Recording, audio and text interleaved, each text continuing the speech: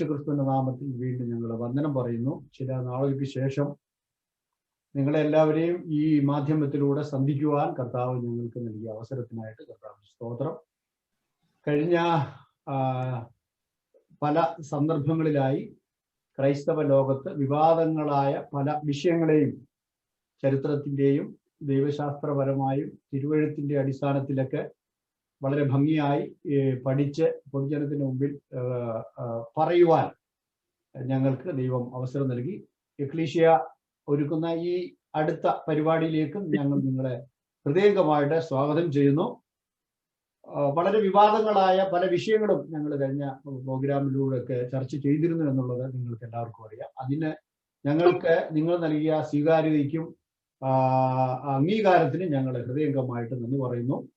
അപ്പോസ്തോലിക പാരമ്പര്യം, അതുപോലെ തന്നെ കാനോനെ സംബന്ധിച്ച്, വേദപുസ്തകത്തിന്റെ കാനോനെ സംബന്ധിച്ചുള്ള വിശാലമായ ഒരു പഠനം, തുടർന്ന് മാമോദീസ എന്ന വിഷയത്തെക്കുറിച്ചും തിരുവചനത്തിന്റെ അടിസ്ഥാനത്തിൽ ചർച്ചകൾ നടത്തിയിരുന്നു ഞങ്ങളെ.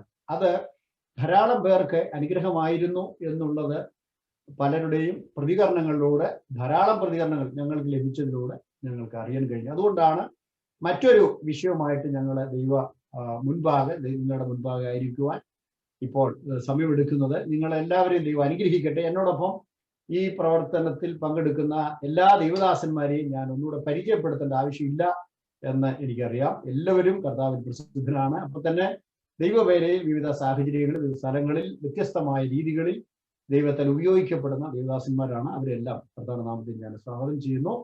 ദൈവം നിങ്ങളെല്ലാം അനുഗ്രഹിക്കട്ടെ. ഇന്ന് ഞങ്ങള് നിങ്ങളുടെ മുമ്പിൽ കൊണ്ടുവരുന്ന വളരെ പ്രധാനപ്പെട്ട ഒരു വിഷയമാണ്. എല്ലാ ക്രൈസ്തവ സമൂഹങ്ങളും വ്യത്യസ്ത പേരുകളിൽ അല്ലെങ്കിൽ വ്യത്യസ്ത രീതികളിലൊക്കെ ആചരിക്കുന്ന ഒരു കൂദാശയെക്കുറിച്ചാണ്, കാർമ്മിക ശുശ്രൂഷയെക്കുറിച്ചാണ്. ഒരുപക്ഷെ ഇതിന്റെ വാക്കുകളൊക്കെ ഞങ്ങൾ പറയുമ്പോൾ തന്നെ പലർക്കും യോജിപ്പുകളും ഉണ്ടാകാം. എന്നിരുന്നാലും ഞങ്ങൾ ഇതിനെ തിരുവഴുത്തിന്റെ അടിസ്ഥാനത്തിൽ പറയാൻ പോകുന്ന വിഷയം യേശുക്രിസ്തുവിന്റെ കൽപ്പനയിൽ അല്ലെങ്കിൽ കർത്താവ് ആചരിച്ച് വരുന്ന കാലങ്ങളിൽ സഭ അനുഷ്ഠിക്കുവാൻ വേണ്ടി മുൻപോട്ട് വെച്ച ഒരു കാര്യമാണ് കർത്താവിന്റെ മേശ. കർത്താവിന്റെ മേശ എന്ന ആ പദം ഞങ്ങൾ ഉപയോഗിക്കുമ്പോൾ തന്നെ കുർബാന എന്നോ മാസ് എന്നോ യൂക്രിസ്റ്റ് എന്നോ ഒക്കെ പറഞ്ഞ് പല തരത്തിൽ ആൾക്കാർ അതിനെ വിളിക്കാറുണ്ട്. ഇപ്പോൾ അതിനെ ഒരു വിഷയമാക്കുവാൻ അല്ലെങ്കിൽ അതിനെക്കുറിച്ച് ഒരു ചർച്ചയിലേക്ക് കൊണ്ടുവരുവാനുള്ള പ്രധാനപ്പെട്ട കാരണങ്ങളിൽ ഒന്ന് വിശ്വാസത്തിലേക്ക്, പെന്തക്കോസ്ത് വിശ്വാസത്തിലേക്കൊക്കെ അല്ലെങ്കിൽ വേദപുസ്തക വിശ്വാസത്തിൽ വർഷങ്ങളോളം നിന്ന പലരും പിന്മാറിപ്പോയിട്ട്, അല്ലെങ്കിൽ ഞങ്ങളുടെ ഭാഷയിൽ പിന്മാറിപ്പോയിട്ട്, അല്ലെങ്കിൽ മറ്റിതര സമുദായ സഭകളിലേക്ക് മാറിപ്പോയിട്ട് അവര് പറഞ്ഞ ചില കാര്യങ്ങൾ എന്ന് പറഞ്ഞാൽ, ഇതുവരെയും ഞങ്ങൾക്ക് യേശുക്രിസ്തുവിന്റെ ശരീരം ഭക്ഷിക്കാൻ പറ്റിയില്ല, യേശുക്രിസ്തുവിന്റെ രക്തത്തിന്റെ പങ്കാളികളാവാൻ കഴിഞ്ഞില്ല, 10 വർഷത്തോളം അത് കഴിഞ്ഞില്ല, ഇപ്പോൾ ഞങ്ങൾ കത്തോലിക്ക സഭയിലേക്ക് വന്നപ്പോൾ ആ രക്തവും മാംസവും ഒക്കെ കഴിക്കുവാൻ, ഭക്ഷിക്കുവാൻ ഒക്കെ ഉള്ള അവസരം കിട്ടി, അത് ഭയങ്കര നഷ്ടമായി പോയി എന്നൊക്കെ ആൾക്കാർ പറയുന്നത് കേട്ടപ്പോൾ അതിൻ്റെ ഉള്ളിലുള്ള തിരുവചന യാഥാർത്ഥ്യം എന്താണ് എന്നുള്ളതാണ് ഞങ്ങൾ ഇപ്പോൾ ചർച്ചയ്ക്ക് വിധേയമാക്കാൻ വേണ്ടി പോകുന്നത്. കൂദാശകളെ കുറിച്ചുള്ള വലിയ ഒരു പഠനത്തിലേക്ക് പോകുന്നില്ലെങ്കിലും കത്തോലിക്ക സഭയുടെ മുമ്പിൽ 7 കൂദാശകൾ അവരെ പറയുന്നുണ്ട്. 7 പ്രധാനപ്പെട്ട കൂദാശകളിൽ തന്നെ വ്യത്യസ്തമായ പിരിവുകളുണ്ട്. അതിൽ കർത്താവിന്റെ കൂദാശയെന്നും സഭയുടെ കൂദാശകളെന്നും വിശ്വാസത്തിന്റെ കൂദാശകളെന്നും രക്ഷയുടെ കൂദാശകളെന്നും നിത്യജീവന്റെ കൂദാശകളെന്നും വേർതിരിച്ച് പഠനവും പഠിപ്പിക്കലും അവർക്കുണ്ട് എന്നുള്ളത് അവരുടെ വിശ്വാസ ആധാര ഗ്രന്ഥങ്ങളിൽ നമുക്ക് മനസ്സിലാക്കാൻ കഴിയും. അതിൽ സഭയുടെ കൂദാശകളാണ് 7. അതില് വളരെ പ്രധാനപ്പെട്ട ഒരു കൂദാശയായിട്ടാണ് അവര് കുർബാന ആചരിക്കുന്നത്, ആഘോഷിക്കുന്നത്. അതിന്റെ അർത്ഥതലങ്ങൾ ഇതര സഭാ സമൂഹങ്ങളോട് വരുമ്പോൾ തന്നെ കാര്യമായ വ്യത്യാസങ്ങളുണ്ട്. അപ്പോൾ ആ ഒരു വിഷയമാണ് ഞങ്ങൾ ഇന്ന് ചർച്ചയ്ക്ക് വേണ്ടി നിങ്ങളുടെ മുമ്പാകെ എടുക്കുന്നത്. കൂദാശകളെ കുറിച്ച് പറയുമ്പോൾ കത്തോലിക്ക സഭയുടെ മതബോധന ഗ്രന്ഥത്തിൽ അവര് പറഞ്ഞിരിക്കുന്ന ഒരു വാചകം ഇങ്ങനെയാണ്: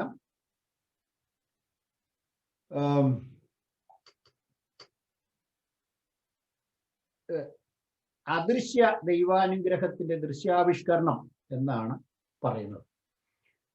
കൂദാശകൾ കൃപാവരത്തിന്റെ ഫലദായങ്ങളെ അടയാളങ്ങളാണ് എന്ന് പറഞ്ഞാൽ അദൃശ്യമായ ദൈവത്തിന്റെ അനുഗ്രഹങ്ങൾ മനുഷ്യന്റെ മേൽ ദൃശ്യവൽക്കരിക്കാൻ വേണ്ടി സഭ ചെയ്യുന്ന കർമ്മങ്ങളെയാണ് കൂദാശകൾ എന്നുള്ള വാക്കുകൊണ്ട് ഇവരർത്ഥമാക്കുന്നത്. നമുക്ക് അതിന്റെ കൂദാശകൾ എത്ര ഉണ്ടെന്നോ അല്ലെങ്കിൽ കർത്താവ് കൽപ്പിച്ച കൂദാശകളും എല്ലാം ചെയ്യണമെന്നുള്ളതിനെ കുറിച്ചൊക്കെ വിശാലമായ പഠനങ്ങൾ അതിനൊക്കെ സമയങ്ങൾ ഒത്തിരി എടുക്കുന്നത് കൊണ്ട് ഇന്ന് ചർച്ച ചെയ്യുന്ന പ്രധാനപ്പെട്ട വിഷയം എന്ന് പറയുന്നത് ഈ കുർബാന എന്ന് കത്തോലിക്കരും ഓർത്തഡോക്സുകാരും വിളിക്കുന്നതും കർത്താവിന്റെ മേശ എന്ന് പെന്തക്കോസ്തുകാര് വിളിക്കുന്നതുമായ ആ മഹനീയമായ ശുശ്രൂഷയുടെ തിരുവചനാടിസ്ഥാനത്തിലും ചരിത്രപരമായും തിയോളജിക്കൽ പരമായിട്ടുമുള്ള ഒരു പഠനമാണ് ഇപ്പോൾ ഞങ്ങൾ നടത്താൻ വേണ്ടി ആഗ്രഹിക്കുന്നത്. ഇത് പറയുമ്പോൾ ഇതിന്റെ വ്യത്യസ്തമായ ഒത്തിരി ഭാഗങ്ങളിലേക്ക് നമ്മൾ കടക്കേണ്ടി വരും. അതിന്റെ പഴയ നിയമ പശ്ചാത്തലം, അതിന്റെ പുതിയ നിയമ ചരിത്രം, അതിന്റെ വാക്കുകളുടെ അർത്ഥം, അപ്പോൾ തന്നെ ഈ 3 വ്യത്യസ്തമായ ആശയങ്ങൾ അല്ലെങ്കിൽ സിദ്ധാന്തങ്ങൾ ഏതൊക്കെയാണ് അവയെക്കുറിച്ച് നാം അറിഞ്ഞിരിക്കണം. അപ്പോൾ തന്നെ യോഹന്നാന്റെ സുവിശേഷം 6-ാം അധ്യായം വളരെ പ്രധാനപ്പെട്ട ഒരു വേദഭാഗമാണ് ഈ വിഷയവുമായിട്ട് ബന്ധപ്പെട്ട്. അപ്പോൾ അതിന്റെ ഒരു പശ്ചാത്തല പഠനം, അതോടൊപ്പം തന്നെ കൊരിന്ത്യ ലേഖനം 11-ാം അധ്യായത്തിൽ 23 വാക്യങ്ങൾ കർത്തൃമേശയെക്കുറിച്ച് പൗലൂസ് പറയുന്ന വിഷയങ്ങളിലുള്ള ഒരു പഠനം, ഈ തരത്തിലുള്ള ധാരാളം കാര്യങ്ങൾ. അതുപോലെ തന്നെ ക്രിസ്തുവിന്റെ ബലി അല്ലെങ്കിൽ കർത്താവ് അർപ്പിച്ച ശരീരയാഗം ഇന്നും ആവർത്തിക്കപ്പെടുന്നുണ്ടോ, അതാണ് പലരും വളരെ ഗൗരവമായിട്ട് പറയുന്ന ഒരു കാര്യം. അതിനെക്കുറിച്ചുള്ള വളരെ വസ്തുതാപരമായ ചരിത്രപരമായ വേദപുസ്തകപരമായ ഒരു പഠനം കൂടി ഞങ്ങളെ ഈ ഒരു പഠന മേഖലയിൽ ഉൾപ്പെടുത്തുകയാണ്. നിങ്ങളെ എല്ലാവരെയും കർത്താവ് അനുഗ്രഹിക്കട്ടെ. ഇതിന്റെ പ്രഥമ ഭാഗം ചർച്ച അല്ലെങ്കിൽ അതിനെക്കുറിച്ച് സംസാരിക്കുന്നത് കർത്താവിൻദാസൻ പാസ്റ്റർ അനിൽ കൊടിത്തോട്ടമാണ്. കർത്തൃമേശയ്ക്ക് അല്ലെങ്കിൽ കുർബാന എന്ന് കത്തോലിക്കരും ഓർത്തഡോക്സരൊക്കെ വിളിക്കുന്ന ഈ ശുശ്രൂഷയ്ക്ക് ഉള്ള പഴയ നിയമ പശ്ചാത്തലം എന്താണ്? ഇതിന് പഴയ നിയമത്തിൽ ഏതെങ്കിലും ഒരു ശുശ്രൂഷയോട് ബന്ധമുണ്ടോ? അതിന്റെ പിന്തുടർച്ചയാണോ? അത് ആവർത്തിക്കപ്പെടുന്നതാണോ? അതോ ഇത് കർത്താവ് കൽപ്പിച്ചു നൽകിയ പുതിയ ഒരു ശുശ്രൂഷയാണോ? ഈ വിഷയത്തെക്കുറിച്ച് കർത്താവദാസൻ പാസ്റ്റർ അനിൽ കൊടിത്തോട്ടം നിങ്ങളോട് സംസാരിക്കുന്നതാണ്. അദ്ദേഹത്തെ ഞാൻ ഹാർദവമായി ക്ഷണിക്കുന്നു. ഏവർക്കും വന്ദനങ്ങൾ. നമ്മുടെ കർത്താവായ യേശു ക്രിസ്തുവിനെ കാണിച്ചു കൊടുത്ത രാത്രി അവൻ അപ്പമെടുത്ത് സ്തോത്രം ചെയ്ത് നുറുക്കുകയും പാനപാത്രം തന്റെ ശിഷ്യഗണങ്ങൾക്ക് നൽകുകയും ചെയ്തുകൊണ്ട് ആരംഭം കുറിച്ച തിരുമേശ ആചരണം പിൽക്കാലത്ത് സഭാ ആരാധനയുടെ ഭാഗമാക്കി ഒരാത്മീയ പ്രമാണമാക്കി ആചരിക്കേണ്ടതിന് പൗലോസ്ലീഹയിലൂടെ ദൈവത്തിന്റെ ആത്മാവ് ഇടപെടുന്ന സൂചനകൾ നമുക്ക് 1 കൊരിന്ത്യർ 11:23 മുതലുള്ള വേദഭാഗങ്ങളിൽ കാണാം. ഈ ഘട്ടത്തിൽ നമ്മൾ അറിഞ്ഞിരിക്കേണ്ട കാര്യം, പെസഹ മുതൽ കർത്താവായ യേശുവിനെ കാണിച്ചു കൊടുത്ത രാത്രി വരെയുള്ള ഒരു ഘട്ടം, കർത്താവായ യേശുവിനെ കാണിച്ചു കൊടുത്ത രാത്രി മുതൽ ക്രൂശിച്ചതു വരെയും അവിടുന്ന് ഉയർത്തെഴുന്നേറ്റതുവരെയുമുള്ള 2ാം ഘട്ടം, കർത്താവായ യേശുവിനെ കാണിച്ചു കൊടുത്ത രാത്രിയിലെ സംഭവങ്ങളെ ആധാരമാക്കിക്കൊണ്ട് ദൈവത്തിന്റെ ദാസനാകുന്ന അപ്പോസ്തലനായ പൗലോസിന് ദൈവാത്മാവ് സഭയിൽ എന്താണ് ആചരിക്കേണ്ടത് എന്നത് സംബന്ധിച്ച് നൽകുന്ന നിർദ്ദേശത്തിന്റെ 3ാം ഘട്ടം. ഇങ്ങനെ 3 ഘട്ടങ്ങളാണ് നമ്മുടെ ഈ പഠനത്തിന് ആധാരമായിട്ടുള്ളത്. ആദ്യ ഘട്ടം പെസഹയിൽ ആരംഭിച്ച് പെസഹ ആചരണമെന്ന ചരിത്രത്തിന്റെ അടരുകളെ താണ്ടി കർത്താവിനെ കാണിച്ചു കൊടുക്കുന്ന രാത്രി വരെയുള്ള സംഭവങ്ങൾ കൊണ്ട് തീരുന്നു. 2ാം ഘട്ടം കർത്താവ് യേശുവിനെ കാണിച്ചു കൊടുത്ത അന്ന് രാത്രി നിർവഹിക്കുന്ന വളരെ സവിശേഷതയുള്ള ഒരു കർത്തവ്യം, അതോടെ പെസഹയുടെ ആചരണത്തിന് അക്ഷരാർത്ഥത്തിൽ തിരശീല വിരികയും കർത്തൃമേശയുടെ ആചരണത്തിന് തുടക്കം കുറിക്കുകയും ചെയ്യുന്നു. എന്നാൽ അന്നവിടെ നടക്കുന്ന കർത്തൃമേശക്ക് ഒരു രൂപകാർത്ഥമുണ്ട്. നമ്മുടെ പെസഹ കുഞ്ഞാട് മറുക്കപ്പെട്ടിരിക്കുന്നു, ക്രിസ്തു തന്നെ.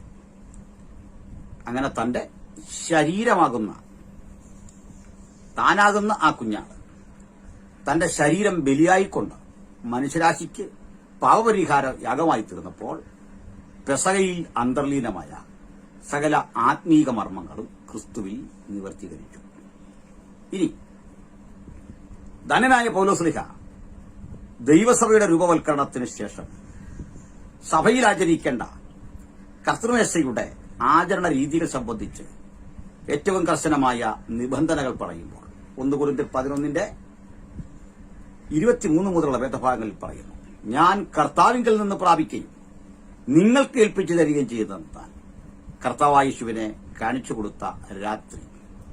വാസ്തവത്തിൽ അന്ന് രാത്രി നടന്ന ആ അപ്പം നുറുക്കലിന്റെ മർമ്മം വിശദമായി പറഞ്ഞ ശേഷം കർത്താവ് വരുവോളം അവിടുത്തെ മരണത്തെ ഓർമ്മപ്പെടുത്തുന്ന അനുഷ്ഠാനമാണ്, കർത്തവ്യമാണ്, സഭയുടെ ധർമ്മമാണ് ഇത് എന്ന് പരിചയപ്പെടുത്തുന്നു. ഇത് സംബന്ധിച്ചുള്ള വിശദാംശങ്ങൾ എനിക്കൊപ്പമുള്ള സഹോദരങ്ങൾ തങ്ങളുടെ ചർച്ചകളിൽ വെളിപ്പെടുത്തും. എന്നിൽ വരമേൽപ്പിക്കപ്പെട്ടത് പെസഹയെക്കുറിച്ച് ഒന്ന് പറയാൻ വേണ്ടി, ഒപ്പം അതെങ്ങനെ കർത്തൃമേശാചരണത്തോട് ബന്ധപ്പെട്ടിരിക്കുന്നു എന്നുമുള്ള അവയുടെ പാരസ്പര്യം ഒന്ന് വ്യക്തമാക്കുക എന്നതാണ്. പ്രിയപ്പെട്ടവരെ പറയട്ടെ, പെസഹ ആരംഭിക്കുന്നത് മിസ്രൈമിലെ 10 ബാധകളുടെ ഒടുവിലത്തെ ബാധയാകുന്ന കടിഞ്ഞൂൽ സംഹാരത്തോട് ബന്ധപ്പെട്ടാണ്. ആദ്യജാത സംഹാരം. ആദ്യജാത സംഹാര ഘട്ടത്തിൽ പെസഹ കുഞ്ഞാടിനെ യാഗമായി അർപ്പിച്ച് അതിന്റെ രക്തം കട്ടളക്കാലിലും വിലങ്ങനെയുള്ള ആ കുറുമ്പടിമേലുമൊക്കെ തളിച്ച് ആചരിച്ചു പോന്ന ആ കർത്തവ്യം പിന്നീട് നിസാൻ മാസം 14-ാം തീയതി എല്ലാ ഇസ്രായേലിലും ആചരിക്കേണ്ട ഒന്നായി തങ്ങളെ രക്ഷിച്ച ദൈവത്തിന്റെ പ്രവൃത്തികളെ കുറിച്ച് എന്നും ഓർത്ത് തമ്പുരാന് മഹത്വമർപ്പിക്കാൻ അവർക്ക് വന്ന വഴികൾ മറക്കാതിരിക്കാനുള്ള നന്ദി സൂചകമായ ഒരു വ്യവസ്ഥിതിയായി ഈ പെസഹ ആചരണം കൽപ്പിച്ച് നൽകി.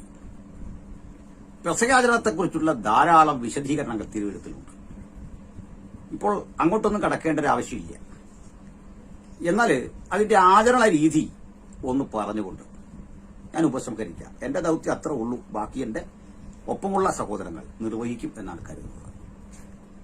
പെസഹ വീട്ടിലും ആചരിക്കാം. പെസഹ പൊതുവായിട്ട് ദേവാലയത്തിലും ആചരിക്കുന്ന പതിവ് ഉണ്ടായിരുന്നു. വീട്ടിൽ ആചരിക്കുന്ന ആ പെസഹയെക്കുറിച്ച് പറയുന്നതാവും ഇവിടെ യുക്തം. കാരണം കർത്തൃമേശയുടെ ആചാരവും ഒരു വീട്ടിലായിരുന്നു. അല്ലെങ്കിൽ പണ്ട് ആചരിച്ചു വന്ന ആ പെസഹ ഇപ്പോൾ ഒരു വീട്ടിൽ നടക്കുകയാണ്. മർക്കോസിന്റേതെന്ന് കരുതുന്ന മാളിക മുറിക്കുള്ളിൽ ഈ പെസഹയുടെ അവസാനത്തെ ദൌത്യം നമ്മുടെ കർത്താവ് നിർവഹിക്കുകയാണ്. ഇതിനുശേഷം പെസഹ ഇല്ല എന്നുള്ളതാണ് വസ്തുത. എന്നാൽ ഇന്ന് യഹൂദന്മാർ പെസഹയൊക്കെ ആചരിക്കുന്നുണ്ട്. പക്ഷേ അവർക്കതിന്റെ പൊരുളും സത്യവും അറിയാമായിരുന്നെങ്കിൽ അവർ രസാനുഭവം പ്രാപിച്ച് സ്നാനമേറ്റ് ആത്മനിറവിൻ ജീവിതം നയിച്ച് ക്രിസ്തീയ പക്ഷത്താകുമായിരുന്നു. ക്രിസ്തീയ ജീവിതം അതിന്റെ സാക്ഷ്യം ഉയർത്തിപ്പിടിക്കുമായിരുന്നു. അതുകൊണ്ട് അവർ ഇന്ന് നടത്തുന്ന പെസഹയ്ക്കൊന്നും തിരുവെഴുത്തിൻ പ്രകാരം അടിസ്ഥാനമില്ല. എന്നാലും നമുക്ക് ഈ പെസഹയെക്കുറിച്ച് ഒന്ന് പഠിക്കണം. വീട്ടിലാചരിക്കുന്ന പെസഹ. ഈ വീട്ടിലാചരിക്കുന്ന പെസഹയിൽ അതിഥികളുമുണ്ട്, വീട്ടുടയവരുണ്ട്. വീട്ടുടയവർ സ്വാഭാവികമായിട്ടുണ്ട്. എന്നാൽ ഈ അതിഥികൾ ഞാൻ ചിന്തിച്ചത് ആരെയാ പറയാം. ഇസ്രായേൽ മക്കൾ എവിടെ ചിതറിപ്പോയാലും അവർക്ക് ഈ പെസഹ ആചരണത്തിന്റെ 1 മാസം മുമ്പ് അവർ നാട്ടിലെത്തണം. ഈ 1 മാസം പെസഹയ്ക്ക് വേണ്ടിയുള്ള ഒരുക്ക കാലയളവാണ്. ഈ ഒരുക്ക കാലയളവിൽ ഇവർക്ക് യാതൊരുവിധ അശുദ്ധിയും ഭവിക്കാത്ത വിധം വേണം അവർ പെസഹയിൽ സംബന്ധിക്കേണ്ടത്. അതിൽ ഏറ്റവും പ്രധാനം ശവസംസ്കാരങ്ങളും അതുപോലെ ചത്തുപോയ മറ്റ് മൃഗങ്ങളുടെയോ പക്ഷികളുടെയോ ജൈവ അവശിഷ്ടങ്ങളുമൊക്കെ സംസ്കരിക്കുന്ന ഒരു രീതിയാണ്. എങ്ങും മാലിന്യം കാണാൻ പാടില്ല. ഏറ്റവും വിശേഷിച്ച് ഈ മനുഷ്യ ശരീരം അത് മറവ് ചെയ്യണം. അത് എവിടെ കണ്ടുവോ അവിടെ തന്നെയാണ് മറവ് ചെയ്യുന്നത്. വീണ്ടും ഒരു അപകടം. ഈ മറവ് ചെയ്ത സ്ഥലം വഴിയരികിലൊക്കെ ആണെങ്കിൽ നടന്നു വരുന്ന തീർത്ഥാടകർ അതിനെ ക്രോസ് ചെയ്യാൻ സാധ്യതയുണ്ട്. അത് വരാതിരിക്കാൻ വേണ്ടി ഓരോ ശവകുടീരങ്ങളും വെള്ള തേക്കുന്ന പതിവുണ്ട്. അതിനെ അങ്ങനെ തീർത്ഥാടകർക്ക് പെസഹ ശുദ്ധിയോടെ ആചരിക്കാൻ തടസ്സമാകുന്നു ഈ ശവക്കല്ലറ. ഈ അർത്ഥത്തിലാണ് യേശു വെള്ള തേച്ച ശവക്കല്ലറകളെ എന്ന് പരീശന്മാരെയൊക്കെ വിളിക്കുന്നത്. സത്യത്തിലേക്ക് നടന്നെടുക്കാൻ വരുന്നവന്റെ വഴി തടയുന്ന മാലിന്യങ്ങളാണിത് എന്ന അർത്ഥത്തിലാണ്. ഈ 1 മാസശേഷം പെസകയിലേക്ക് കടക്കാം. വാസ്തവത്തിൽ പെസക ഒരു പെരുന്നാളല്ല, 3 പെരുന്നാളുകളുടെ ഒരു സംഘടിത രൂപമാണ്. 1 പെസക, 2 പുളിപ്പില്ലാത്തപ്പത്തിന്റെ പെരുന്നാൾ, 3 ആദ്യവലക്കട്ടയുടെ പെരുന്നാൾ. അവ 14-ാം തീയതി ആരംഭിക്കുന്നു നിസാൻ മാസം, 21-ാം തീയതി തീരും ഈ പാക്കേജിൽപ്പെട്ട മുഴുവൻ പ്രോഗ്രാമുകൾ. പർട്ടിക്കുലർലി പെസക എന്താണെന്ന് ചോദിച്ചാൽ ആദ്യ ദിവസമാണ്. അടുത്ത ദിവസത്തിന് പുളിപ്പില്ലാത്തപ്പത്തിന്റെ പെരുന്നാൾ എന്ന് പറയും. ആ പുളിപ്പില്ലാത്തപ്പത്തിന്റെ പെരുന്നാൾ 7 ദിവസമാണ് നീണ്ടു നിൽക്കുന്നത്. അടുത്തത് ആദ്യഫലക്കട്ടയുടെ പെരുന്നാൾ എന്നിങ്ങനെയാണ് അതിന്റെ ക്രമീകരണം. മൊത്തത്തിൽ ഇവയെ പെസക എന്ന് പറഞ്ഞാൽ തെറ്റില്ല, അല്ലെങ്കിൽ പുളിപ്പില്ലാത്തപ്പത്തിന്റെ പെരുന്നാൾ എന്ന് പറഞ്ഞാലും തെറ്റില്ല. ഇവിടേക്ക് പലയിടങ്ങളിൽ ഉപജീവനാർത്ഥമൊക്കെ ജോലി തേടിപ്പോയ ജൂതന്മാര് ഈ പെസകാചരണത്തിന്റെ സമയത്ത് വരുമ്പോൾ ഓരോ വീടുകളിൽ അവരെ കൈക്കൊള്ളുന്ന പതിയുണ്ട്. ആ വരുന്ന ആളാണ് അതിഥി എന്ന അർത്ഥത്തിൽ കാണുന്നത്. ഈ അതിഥി ഉത്സവ വസ്ത്രം ധരിച്ചു വേണം അന്നത്തെ അത്താഴത്തിൽ പെസകാചരണത്തിൽ ഇരിക്കാൻ. വീട്ടുടയവൻ ആതിഥേയൻ അവരെ കൈക്കൊണ്ട് അവരെ പാദം കഴുകി ആദരിച്ച് അതിഥിയാക്കിയിരുത്തും. ഈ അതിഥികൾ രാജകീയ പരിഗണനയിലാണ് ഇരിക്കുന്നത്. അതുകൊണ്ട് തന്നെ ഇടത് കൈയുടെ മുട്ട് മേശമേൽ ഊന്നിയിരിക്കണം എന്നുള്ളതാണ്. മേശയിൽ ഊന്നി ഇങ്ങനെ ഇരിക്കണം. വലം കൈ കൊണ്ട് ഭക്ഷണം കഴിക്കും. ഒരു രാജകീയ പ്രൗഢി. ഈ വലം കൈ കൊണ്ട് ഭക്ഷണം കഴിക്കുമ്പോൾ അടുത്തിരിക്കുന്ന ആളിന്റെ സാന്നിധ്യം ഈ കഴിക്കുന്ന ആളിന് ശല്യമാവരുത്. അതുകൊണ്ട് ഇവർ തമ്മിലുള്ള അകലവും ഏറെയാണ്. തൊട്ടടുത്തിരിക്കാൻ പാടില്ല. പക്ഷെ ഈ പതിവ് തെറ്റിക്കുന്ന ഒരാളെ നമ്മൾ കണ്ടു. അത് നമ്മുടെ യോഹന്നാനാണ്. അങ്ങനെ എന്നിട്ട് യേശുവിന്റെ മാറോടങ്ങ് ചാരുകയാണ്. യേശുവിന്റെ മാറിൽ ഇങ്ങനെ ചാരി രാജകീയ പ്രൗഢിയിലിരിക്കുക. അപ്പോൾ മേശമേലല്ല, യേശുവിൽ ചാരി. യോഹന്നാന്റെ ഇരിപ്പ് കണ്ടില്ലേ? അദ്ദേഹം ബാല്യം മുതലേ ഈ രീതി ശീലിച്ചു പോന്നതിന്റെ ഒരു ഓർമ്മ മനസ്സിലുണ്ടാകണം. ഏതായാലും അതൊന്നുമല്ല നമ്മുടെ വിഷയം.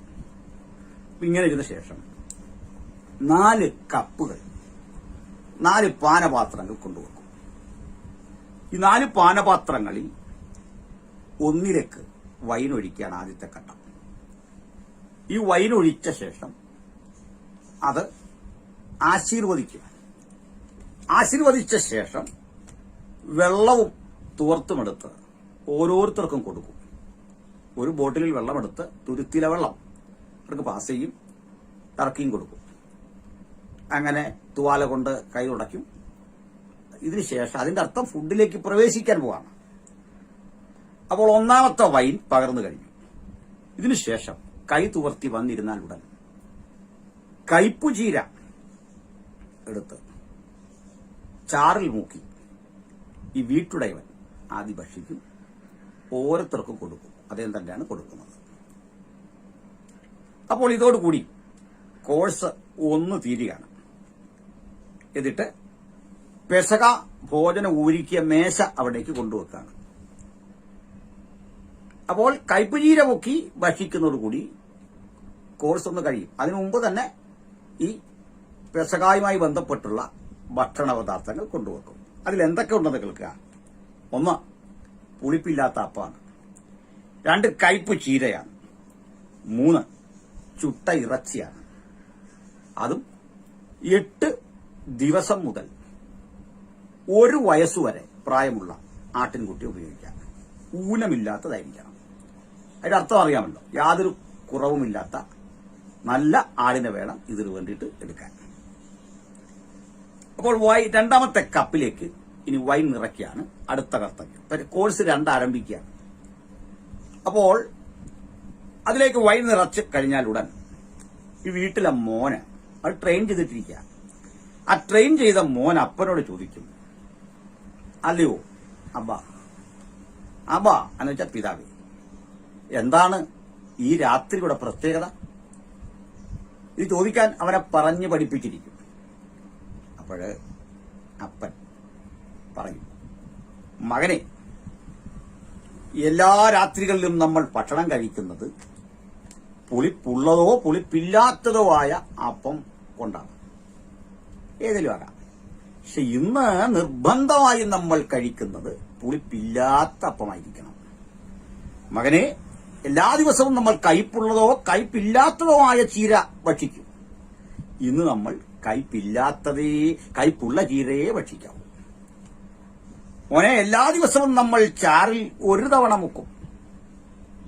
ഇന്ന് നമ്മൾ 2 തവണ മുക്കും. മകനെ, നമ്മൾ സാധാരണ ഇറച്ചി ചുട്ടതോ പുഴുങ്ങിയതോ ഒക്കെ കഴിക്കും. പക്ഷെ ഇന്ന് നമ്മൾ ആട്ടിറച്ചി ചുട്ടു മാത്രമേ ഭക്ഷിക്കൂ.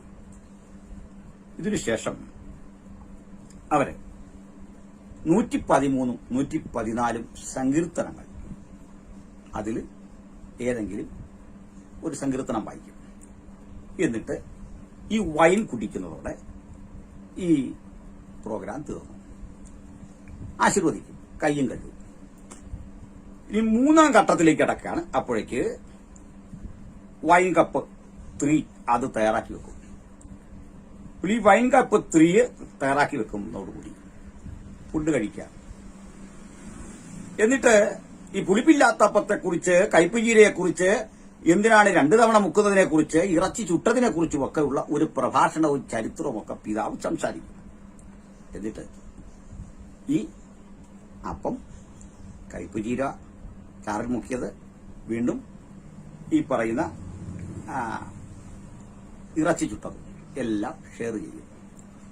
ഇവ കഴിക്കുമ്പോൾ ആളുകൾ അരയിൽ തോർത്ത് കെട്ടിയും കാലിൽ ചെരുപ്പിട്ടും വേണം ഇരിക്കാൻ. തദനന്തരം 3-ാമത്തെ കപ്പ് വൈനും കുടിക്കും. ഇതിനുശേഷം കൈ കഴുകും. ഏതാണ്ട് ഫുഡ് തീർന്നു. പക്ഷെ 1 cup വൈനൂടുണ്ട്.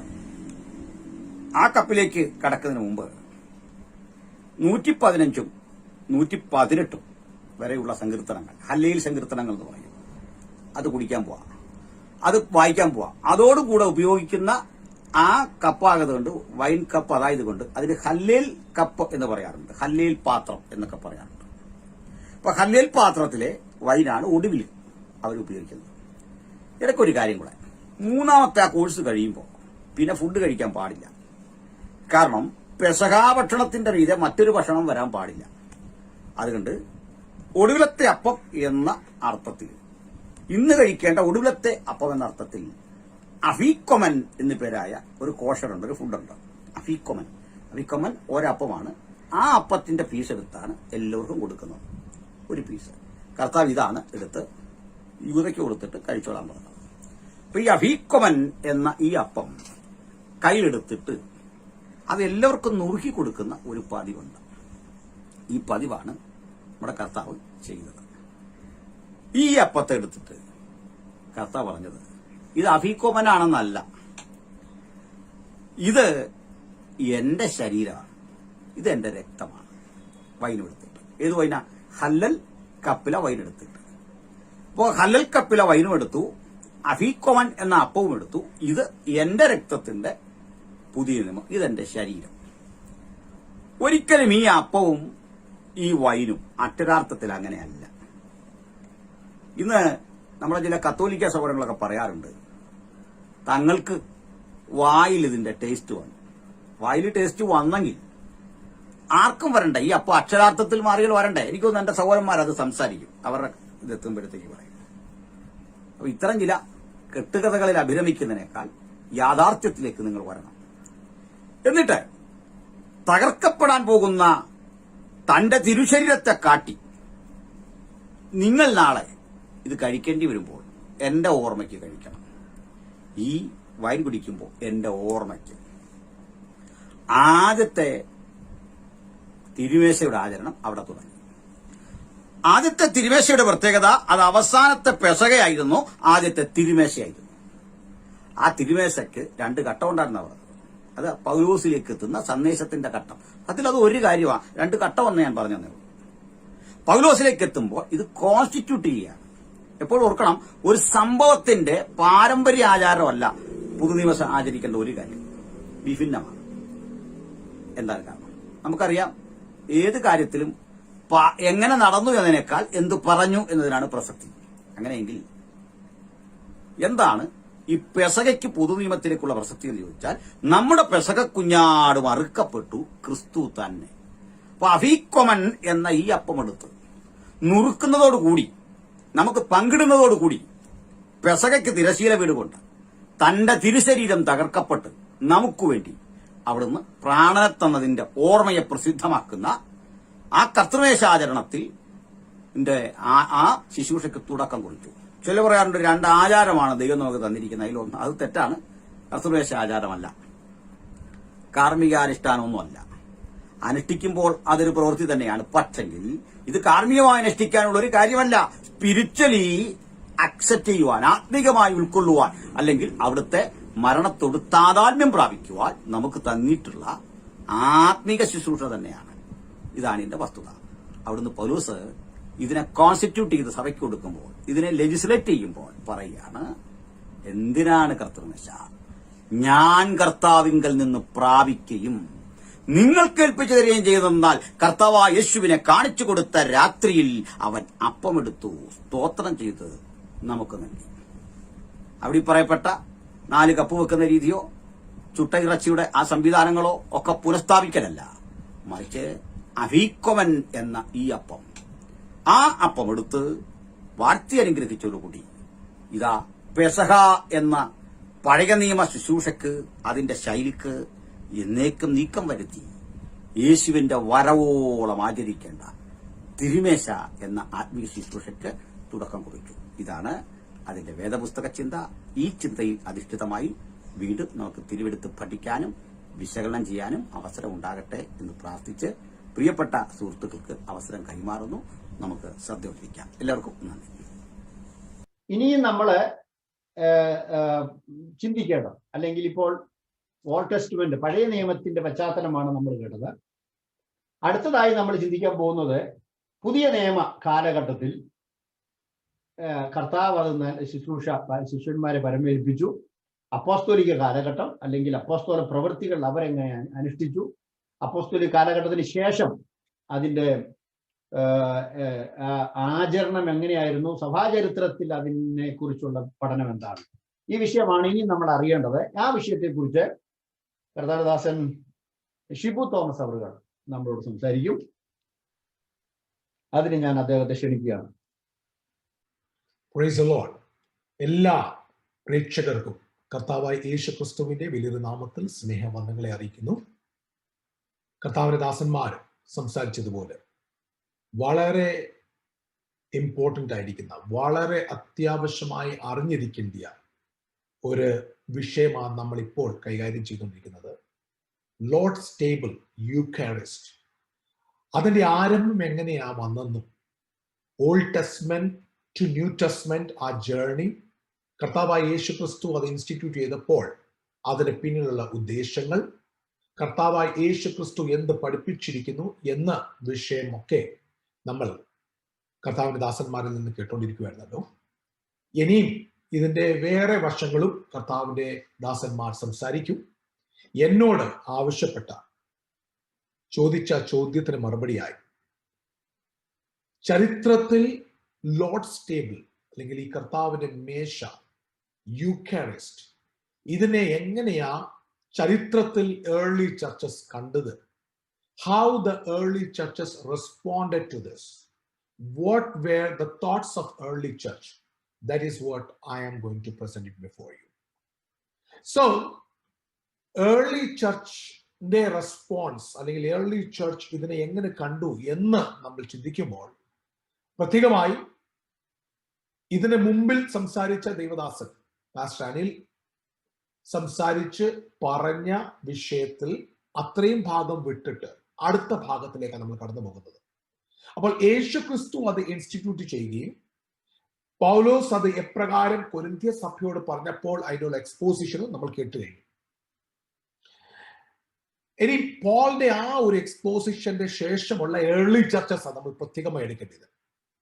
So Eucharist, the name itself means thanksgiving and was an early Christian way of referring the celebration of Lord's table. So Eucharist അല്ലെങ്കിൽ ആ ഒരു പദം ഉപയോഗിക്കുമ്പോൾ തന്നെ താങ്ക്സ് ഗിവിംഗ്, നന്ദി അറിയിക്കുന്ന ഒരു ഭാഗമാണ്. But at the same time, this was the celebration of Lord's table. Believers in early centuries of church history regularly celebrated Lord's table as a way of commemorating, as a memorial of the death of Jesus Christ. The Lord himself commanded this observance on the night before his death, as the Apostle Paul recorded this in 1 Corinthians 11:23-26. നമുക്ക് 1 കൊരിന്ത്യർ 11 അധ്യായം 23 തൊട്ട് 26 വരെ വാക്യങ്ങളുടെ exposition already പറഞ്ഞു കഴിഞ്ഞു. പക്ഷെ based on that, ആ ബേസിലാ നമ്മളെ അടുത്തുള്ള ഹിസ്റ്ററിയിലേക്ക് പ്രവേശിക്കുന്നത്. So let me read that one more time for you. For I received from the Lord, for which I also delivered to you, that the Lord Jesus, in the night in which he was betrayed, took bread. And when he had given thanks, he broke it and said, "This is my body, which is for you. Do this in remembrance of me." So the word is, he broke it and said, "This is my body, and which is for you. Do this in remembrance of me." In the same way, he took cup also after supper, saying, "This cup is a new covenant in my blood. Do this as often as you drink it in remembrance of me. For as often as you eat this bread and drink this cup, you proclaim Lord's table or Lord's death until he comes." So, one of the important things between the time of Lord Jesus Christ and Paul, കർത്താവായ യേശു ക്രിസ്തുവിന്റെ സമയം, ആ സഭയിൽ ഇത് institute ചെയ്യുന്ന സമയം തൊട്ട് പൗലോസ് ഈ കൊരിന്ത്യ ലേഖനം പഠിപ്പിക്കുന്ന സമയം വരെയുള്ള ഇടകാലത്ത് Lord's table was also a part of common meal. അന്നത്തെ കോമൺ മീൽ, അഗാപ്പി മീൽ എന്നൊക്കെ നമ്മൾ പറയുമ്പോൾ അതിന്റെ ഒരു പാർട്ടായിട്ട് നടക്കുന്ന ഒരു കാര്യമാണ്. So every Sunday evening was most of the books, Didache, especially Didache പറയുന്നത്, most of the Sunday evenings they gather together. അങ്ങനെ അവർ ഒരുമിച്ച് gather ചെയ്തിട്ട് they will have a common meal, and after that they will definitely have Lord's table. So there was two things together. One was a common meal, at the same time second was a sacrament type of things. Like they would give a special importance to this part of Lord's table. ഈ ഒരു ഭാഗം വന്നപ്പോൾ, when കൊരിന്ത്യൻസിന്റെ സമയം വന്നപ്പോൾ, ഈ common meal, ഈ agape meal abuse ആയി ചർച്ചകളിൽ. അടുത്തുള്ള വിവാസന്മാർ അതിന്റെ ചില പശ്ചാത്തലങ്ങൾ പറയുന്നതായിരിക്കും. പക്ഷേ ആ സമയം കൊണ്ട് പൗലോസിന്റെ കാലഘട്ടത്തിൽ തന്നെ കൊരിന്ത്യ സഭയിൽ ഒരു വലിയ അബ്യൂസ് കണ്ടു. എല്ലാവരും കൂടി ഒരുമിച്ച് കടന്നു വരുന്നു. പക്ഷേ അവിടെ കടന്നു വരുന്നവരിൽ പല വെറൈറ്റീസ് ഓഫ് പീപ്പിൾ ഉണ്ടായിരുന്നു. There were so many other varieties. Merchants ഉണ്ട്, ഫാർമേഴ്സ് ഉണ്ട്, ബിസിനസ് ഓണേഴ്സ് ഉണ്ട്, പല സൊസൈറ്റിയിലുള്ള ഒഫീഷ്യൽസ് ഉണ്ട്. അപ്പൊ ഇവരെല്ലാവരെയും ഒരുമിച്ച് കൊണ്ടുവന്ന് ഒരു യൂണിറ്റി മീലായിരുന്നു ഇത്. പക്ഷെ യൂണിറ്റിനെ അബ്യൂസ് ചെയ്ത് ഇതിപ്പോ ഡിസ്യൂണിറ്റി ആയി മാറി.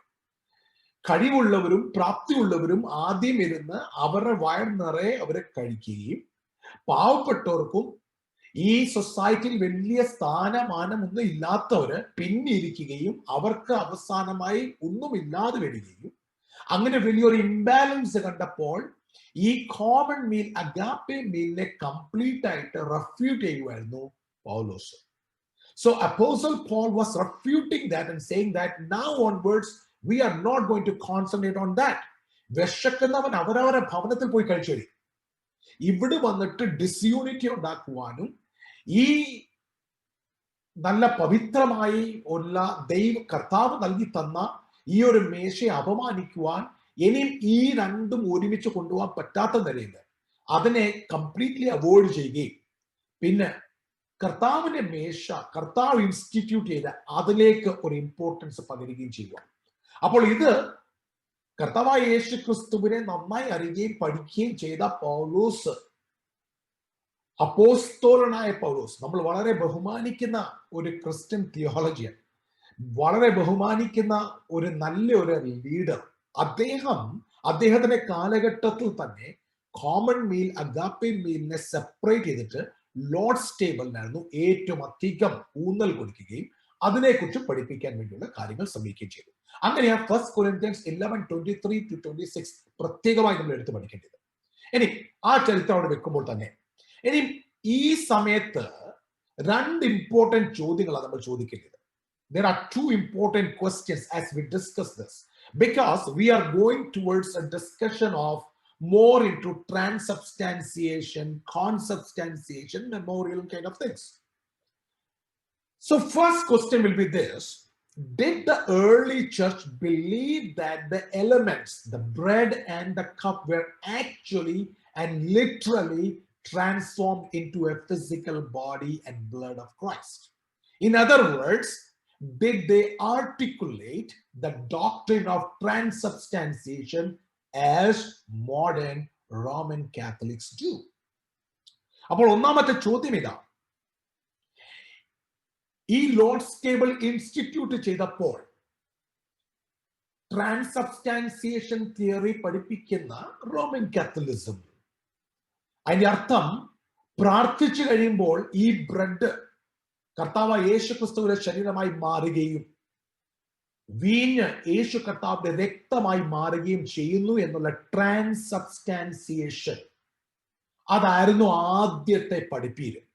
ഏർലി ചർച്ച് അതായിരുന്നു ബിലീവ് ചെയ്തത്. അതാണല്ലോ നമ്മുടെ ഏറ്റവും പ്രാധാന്യമായ ഒരു ക്വസ്റ്റ്യൻ.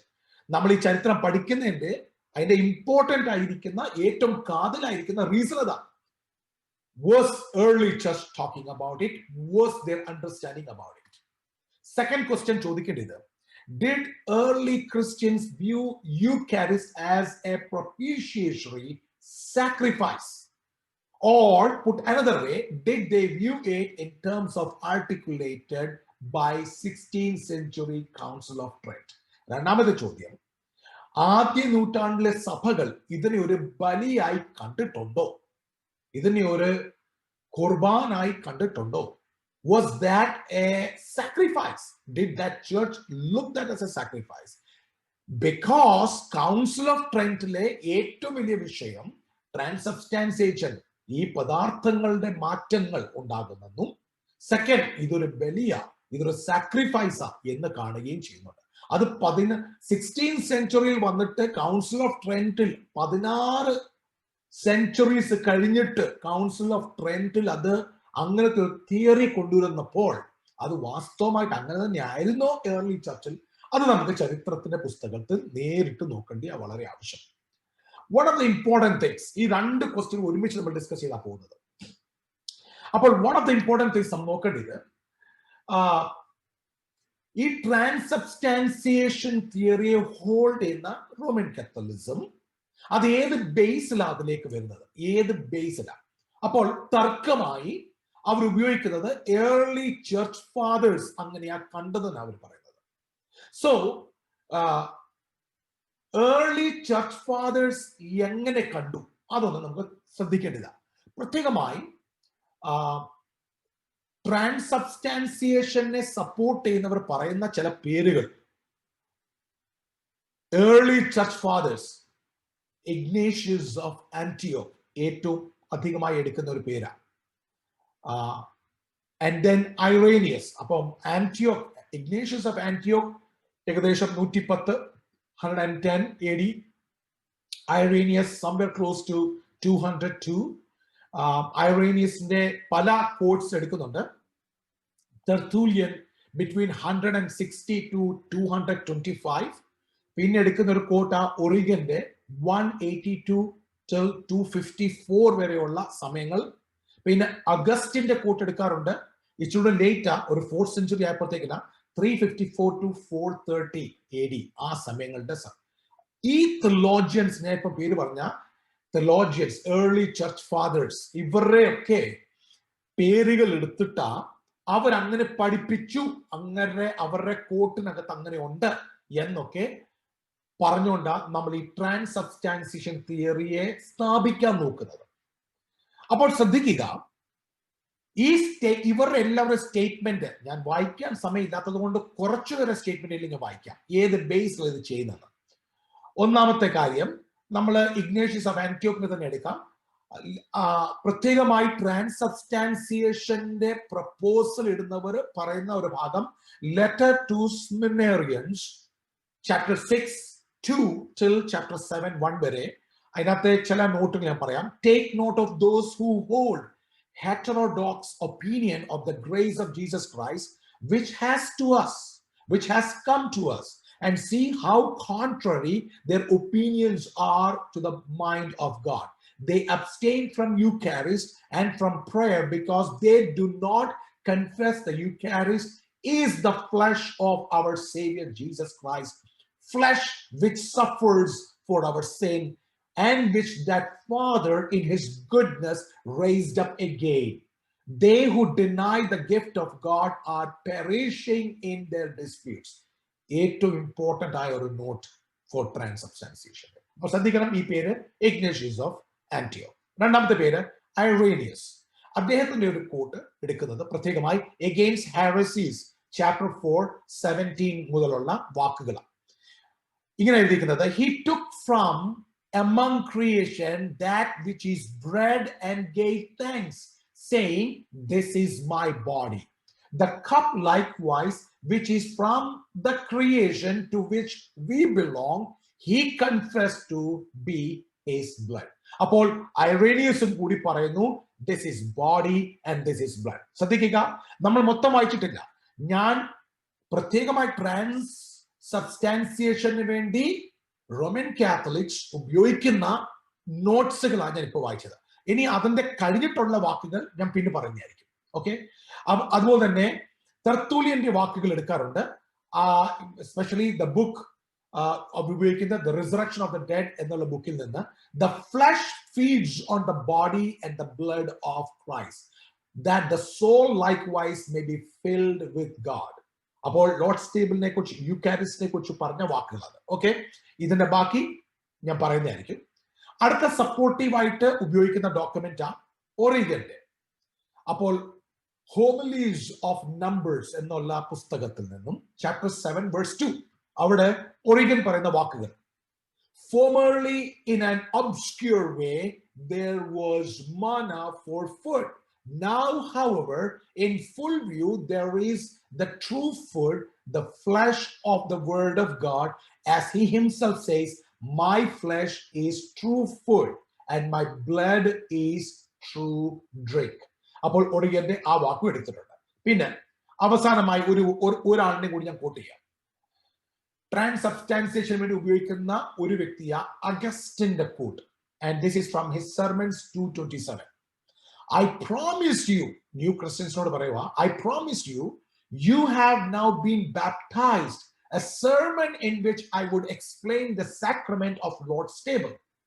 പിന്നെ താഴെ താൻ പറയുന്നത്, that bread which you see on the altar, having been sanctified by the word of God, is the body of Christ. That chalice, or rather what is in that chalice, have been sanctified by the word of God, is the blood of Christ. അപ്പോൾ ഞാനിപ്പോ ഇത്രയും പേരെ coat നിങ്ങളെ വായിച്ചപ്പോൾ നമുക്കൊക്കെ ഒരു ധാരണ കിട്ടി. യെസ്, ട്രാൻസ്സബ്സ്റ്റാൻസിയേഷൻ ആദ്യ നൂറ്റാണ്ടിൽ ഈ ദൈവദാസന്മാര്, ചർച്ച് ഫാദേഴ്സ് അതിനെ പ്രപ്പോസ് ചെയ്തിട്ടുണ്ട്. ഇനി ശ്രദ്ധിക്കുക, ഇവിടെയാ പകുതി ട്രൂത്ത് മാത്രമേ നമ്മൾ മനസ്സിലാക്കിയിട്ടുള്ളൂ. ഇതിന്റെ ഫുൾ ട്രൂത്ത് കൂടി മനസ്സിലാക്കണം. So half truth is a full lie. Always remember this. Half truth is a full lie. So what is the truth? First of all, when you read all these things, you should understand ഈ statement പറയുമ്പോൾ what was the context behind this statement. ഈ statement ഒക്കെ വായിക്കുമ്പോൾ ഇതിന്റെ context എന്തുവായിരുന്നു, ഏത് സാഹചര്യത്തിലാ ഈ church fathers ഈ ഒരു പദം this is my body, this is my blood എന്നുള്ള പദം ഉപയോഗിച്ച്. ഇനി ശ്രദ്ധിച്ചേ, ഈ പദം യേശു കർത്താവ് തന്നെ ഉപയോഗിച്ചതാ. അതുകൊണ്ട് യേശു കർത്താവ് തന്നെ പറഞ്ഞിട്ടുണ്ട്, this is my body, this is my blood. പക്ഷെ പിന്നെ പറഞ്ഞത് do this in remembrance of me എന്നാ പറഞ്ഞത്. അപ്പോൾ this is my body, this is my blood നമ്മുടെ കർത്താവായി യേശു ക്രിസ്തുവിന്റെ വാക്കുകളാകിയാൽ അതിനകത്ത് ഇനി നമുക്ക് വേറൊരു സംശയമൊന്നും വരുന്നില്ല. പക്ഷേ അത് ഏത് കോണ്ടെക്സ്റ്റിലാ പറഞ്ഞത് എന്നും കൂടി നമ്മൾ ശ്രദ്ധിക്കേണ്ടതാണല്ലോ. Obviously, there is no disputing that the fact that the patristic authors made statement like the bread is the body of Christ and the cup is the blood of Christ. But there is a question of exactly what they meant when they used that language. After all, Lord himself said, this is my body and this is my blood. So it is not surprising that the early fathers echoed those words. So early fathers were reiterating or echoed the same thing. കർത്താവ് യേശു പറഞ്ഞ വാക്കുകൾ തന്നെയായിരുന്നു early ചർച്ചിന്റെ ഈ church fathers പറഞ്ഞത്. അപ്പോൾ but what did they mean when they used the language of Christ to describe the Lord's table? Did they intended the elements to be viewed as Christ's literal flesh and blood, or did they see the element as symbols and figures of those physical realities? ശ്രദ്ധിക്കുന്ന കാര്യമില്ല, അവരത് പറഞ്ഞപ്പോൾ വാസ്തവമായി ഈ ബ്രെഡിനെയും വൈനെയും രക്തവും ശരീരമായിട്ടാണോ കണ്ടിട്ടാണോ പറഞ്ഞത്, അതോ ഇതിനെ symbolic figure ആയിട്ടാണോ പറഞ്ഞത്? അതാ ശ്രദ്ധിക്കുന്നത്. ഈ ഇതിന് when I give this answer, ഇതിന്റെ ആൻസർ ഞാൻ രണ്ടായിട്ട് പറയാം. ഒന്ന്, we need to interpret the church fathers statement within their historical context. ഈ ചർച്ച് ഫാദേഴ്സ് പറഞ്ഞ വാക്കുകളെ അവരുടെ ചരിത്ര പശ്ചാത്തലത്തിൽ തന്നെ നമുക്കൊന്ന് ആദ്യം മനസ്സിലാക്കാം. അതിനെ ആദ്യം മനസ്സിലാക്കാം. Such is especially true with regard to the quotes cited above by Ignatius and Irenaeus. ഞാൻ നേരത്തെ പറഞ്ഞതുപോലെ ഇഗ്നേഷ്യസിന്റെയും ഐറേനിയസിന്റെയും കോട്ട് ട്രാൻസ്സബ്സ്റ്റാൻസിയേഷന്റെ കോട്ട് ആണെന്നതുപോലെ തന്നെ തോന്നും. അത് 100% ആയിട്ട് അങ്ങനെ തന്നെ തോന്നും. പക്ഷേ അതിന്റെ പശ്ചാത്തലം മനസ്സിലാക്കുക. During their ministries, അവരുടെ മിനിസ്ട്രി കാലഘട്ടത്തിൽ both men found themselves contending against the theological error of Docetism. ഡൊസറ്റിസമിന്റെ ഏറ്റവും വലിയ അറ്റാക്ക് നടക്കുന്ന കാലഘട്ടത്തിലാ ഇഗ്നേഷ്യസ് ഓഫ് ആന്റിയോക്ക്, ഐറേനിയസ്, ഇവർ രണ്ടുപേരും ഈ കാര്യങ്ങൾ എഴുതുന്നത്, അവർ പഠിപ്പിക്കുന്നത്. അപ്പോൾ ഡൊസറ്റിസം ഒരു വലിയൊരു തിയോളജിക്കൽ എററായി കയറി വന്നുകൊണ്ടിരിക്കുന്ന കാലഘട്ടത്തിൽ ഡൊസറ്റിസമിന്റെ എതിരായി സംസാരിച്ചു. ഇനി ഡൊസറ്റിസം ചോദിച്ചാൽ തന്നെ എന്തുവാ, what do you understand by docetism? ആദ്യം അതൊന്ന് മനസ്സിലാക്കിയാൽ ഇത് മനസ്സിലാകുന്നത്. So Docetism means a component of Gnostic teaching. Gnosticism ഒരു ടീച്ചിങ് ആയിരുന്നു ഈ Docetism, which taught that all matter was evil. Consequently, Docetism denied that Jesus possessed a real physical body. അപ്പൊ Docetismനകത്ത് അവര് പറഞ്ഞത്, അവർ പഠിപ്പിച്ചത്, യേശു ഒരിക്കലും ഒരു റിയൽ ഫിസിക്കൽ ബോഡി പൊസസ് ചെയ്തിട്ടില്ല. According to Docetism, Jesus had never had a physical body, real physical body. It was against that false teaching that Apostle John declared in 2 John verse 7. Apostle John said, "For many deceivers have gone out into the world, those who do not acknowledge Jesus Christ as coming in the flesh. This is the deceiver and the antichrist." അപ്പോൾ ഡൊസറ്റിസം പഠിപ്പിച്ചത് യേശു കർത്താവ് സ്വന്തമായി അക്ഷരികമായി ഒരു physical body ഒരിക്കലും എടുത്തിട്ടില്ലെന്ന് ഡൊസറ്റിസം പ്രചരിപ്പിച്ചുകൊണ്ടിരിക്കുന്ന ഒരു കാലഘട്ടത്തിലാ ഐറേനിയസും ഇഗ്നേഷ്യസും അവരുടെ സർമണുകൾ എഴുതുകയും ഈ എഴുത്തുകൾ എഴുതുകയും ചെയ്തു. അപ്പോൾ ആ കാലഘട്ടത്തില യോഹന്നാൻ പോലും 2 യോഹന്നാൻ 7-ാം വാക്യത്തിൽ എഴുതിയിരിക്കുന്നത് എങ്ങനെയാ, "For many deceivers have gone out into the world who do not acknowledge Jesus Christ has come in the flesh." അപ്പൊ യേശു ക്രിസ്തു ശരീരത്തിൽ വന്നു എന്ന് വിശ്വസിക്കാത്ത ഒത്തിരി ഡിസീവേഴ്സ് ഈ ലോകത്തിലുണ്ട്. അവരെ കുറിച്ച് പറഞ്ഞാൽ അവർ ഡിസീവറാ, അവർ അന്തിക്രിസ്തുവിന്റെ ആൾക്കാരാണെന്നാ പറഞ്ഞത്. അപ്പോൾ അങ്ങനെ ഒരു കാലഘട്ടം ഉള്ള ഒരു സമയമാണ്. അങ്ങനെ in order to combat the false notion of Docetism, Ignatius and Irenaeus echoed the language of Jesus Christ using the Last Supper, paraphrasing his word, "This is my body, this is my blood." Such provided a highly effective arguments against Docetic heresies, since our Lord's word underscored the fact that he possessed a real physical body. അപ്പോൾ ഐറേനിയസും ഇഗ്നേഷ്യസും മറ്റേ പദം കർത്താവായ യേശു ക്രിസ്തുവിന്റെ പദം കൂടെ എടുക്കുന്നതിന്റെ ഒരു reason, this is my body, this is my blood എന്ന് പറയുമ്പോൾ ഈ ബ്ലഡിന്റെ ഈ വൈനും ബ്രെഡിന്റെയും എലമെന്റിന്റെ ഒരു കോൺസിക്രേഷനും എലമെന്റ് വളരെ ഇമ്പോർട്ടന്റ് ആണെന്ന് പറയാൻ വേണ്ടി അല്ലായിരുന്നു. പക്ഷേ ഡൊസറ്റിസം പ്രചരിപ്പിച്ചത് കർത്താവായ യേശു ക്രിസ്തു ഒരു ഫിസിക്കൽ ബോഡി ഇല്ലായിരുന്നെന്നും ബ്ലഡ് ഇല്ലായിരുന്നെന്നും എന്ന് പറയുമ്പോൾ അതിനെ റൂട്ട് ഔട്ട് ചെയ്യുവാൻ, അതിനെ എന്നേക്കുമായി അകറ്റി മാറ്റുവാൻ, അങ്ങനത്തെ സ്റ്റേറ്റ്മെന്റിനെ ഖണ്ഡിക്കുവാൻ വേണ്ടി പറഞ്ഞ കാര്യങ്ങളാ യേശുവിന്റെ ആ വാക്കുകൾ ഉദ്ധരിച്ചു പറഞ്ഞത്, this is my body, this is my blood. അത് അപ്പവും വീഞ്ഞിനും ഒരു പ്രാധാന്യം കൊടുത്തിട്ട് അതിനകത്തൊരു വസ്തുമാറ്റം വരുന്നു എന്ന് പറയാൻ വേണ്ടി അല്ലായിരുന്നു. ട്രാൻസബ്സ്റ്റാൻസിയേഷന് വേണ്ടി പറഞ്ഞ സപ്പോർട്ടീവ് വാക്യങ്ങൾ അല്ലായിരുന്നു. അപ്പോൾ ആദ്യം ഈ പശ്ചാത്തലം മനസ്സിലാക്കണം. പിന്നെ ഇവർ എഴുതിയ ആ പദത്തിന് താഴെ എഴുതിയ പദങ്ങൾ നമ്മൾ വായിച്ച് കേൾപ്പിക്കുകയും ചെയ്യാം. ഇനി ഇതുപോലെ തന്നെ ഈ ജനറേഷൻ ആഫ്റ്റർ ഐറേനിയസും ഈ ഇഗ്നേഷ്യസും ഇവരുടെ ജനറേഷൻ കഴിഞ്ഞിട്ട് തെർത്തൂലിയനൊക്കെ വന്ന സമയത്ത് Tertullian also use the same thing. തെർത്തൂലിയനും ഉപയോഗിച്ച ഇത് തന്നെ വാക്യങ്ങളാണ്. അദ്ദേഹത്തിന്റെ ഞാൻ ഒന്ന് രണ്ട് വായിച്ചു കേൾപ്പിക്കുക. തെർത്തൂലിയന്റെ എഗെയിൻസ്റ്റ് മാർസിയോനാത്താണെന്നാണല്ലോ തെർത്തൂലിയന്റെ ഈ കോട്ട് ട്രാൻസബ്സ്റ്റാൻസിയേഷനെ സപ്പോർട്ട് ചെയ്ത് വായിച്ചത്. ഇനി അതിന്റെ താഴെ എഴുതിയ വാക്യങ്ങൾ ഞാൻ വായിക്കാം. This is what Tertullian wrote, and I quote from Against Marcion, chapter 4, statement 40. This is what it is.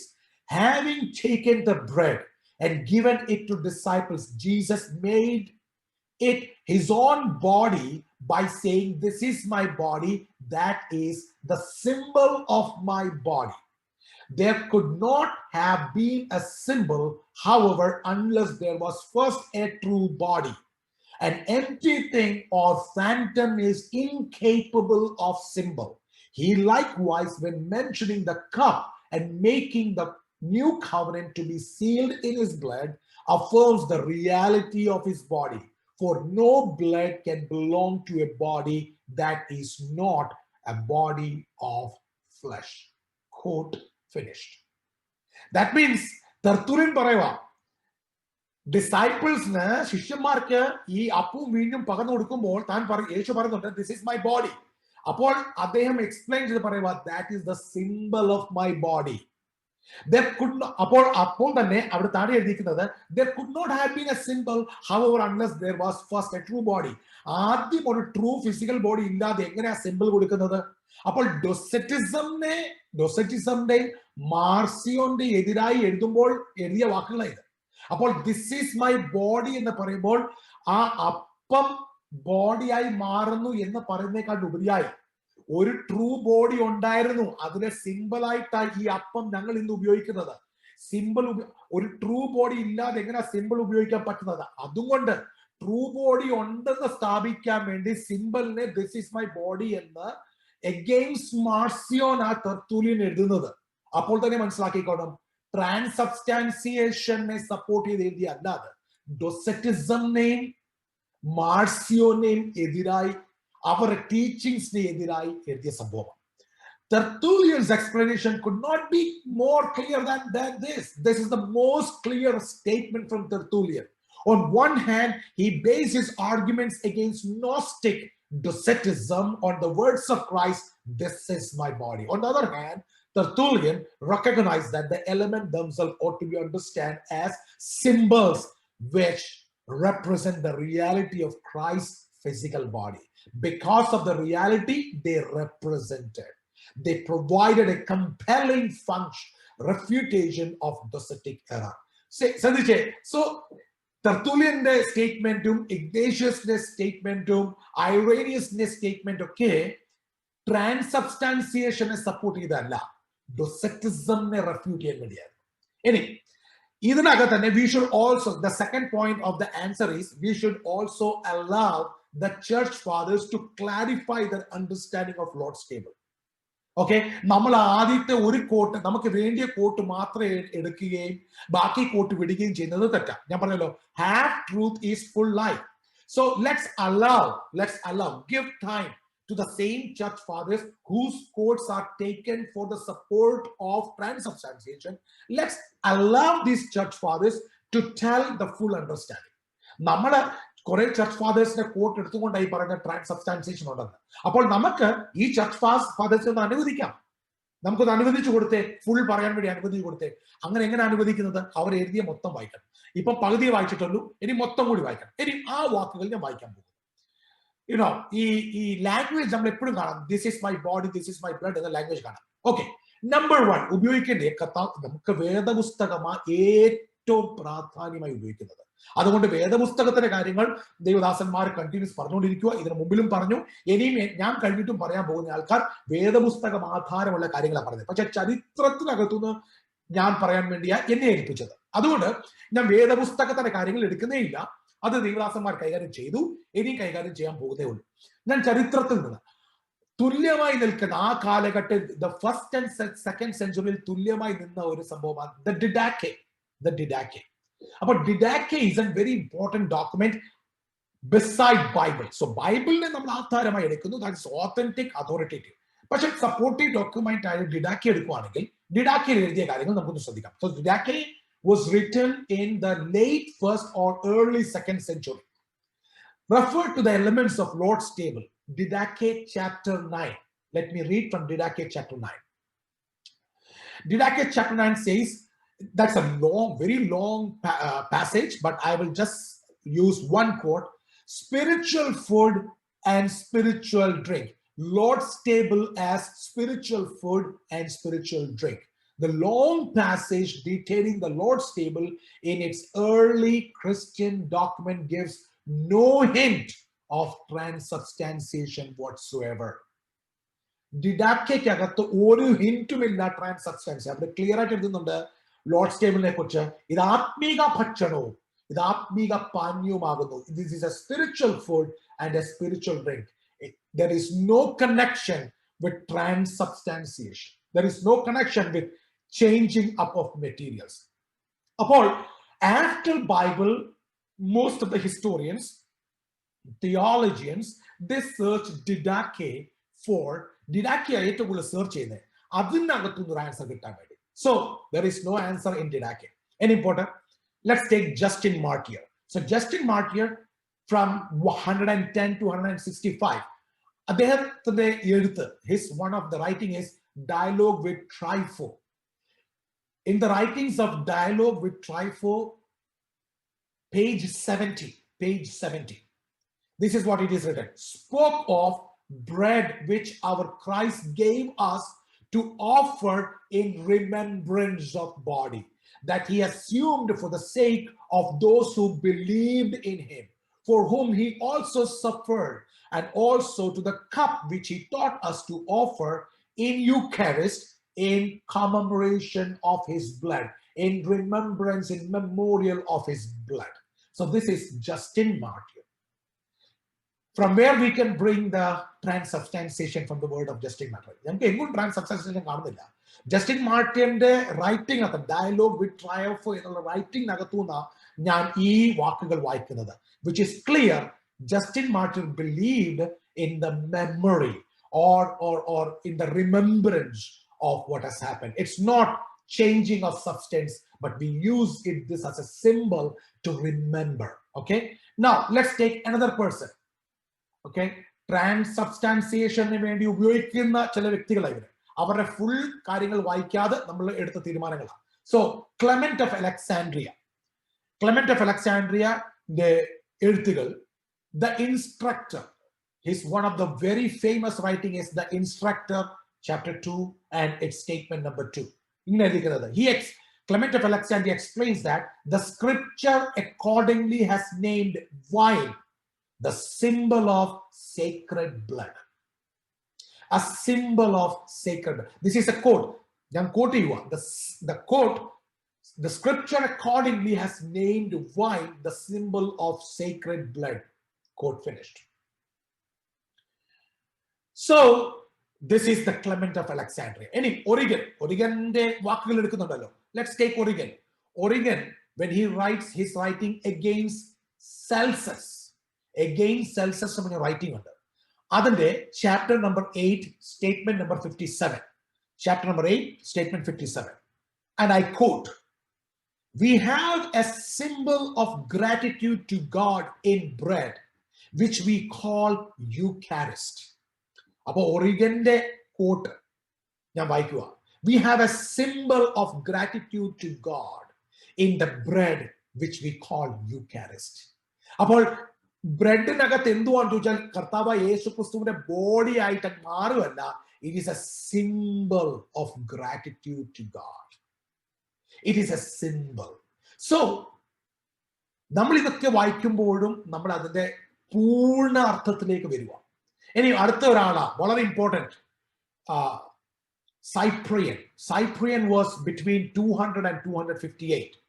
In his writing, where there is an epistle of Cyprian, epistle chapter 63 and statement 7 or verse 7. It says, let me read it for you.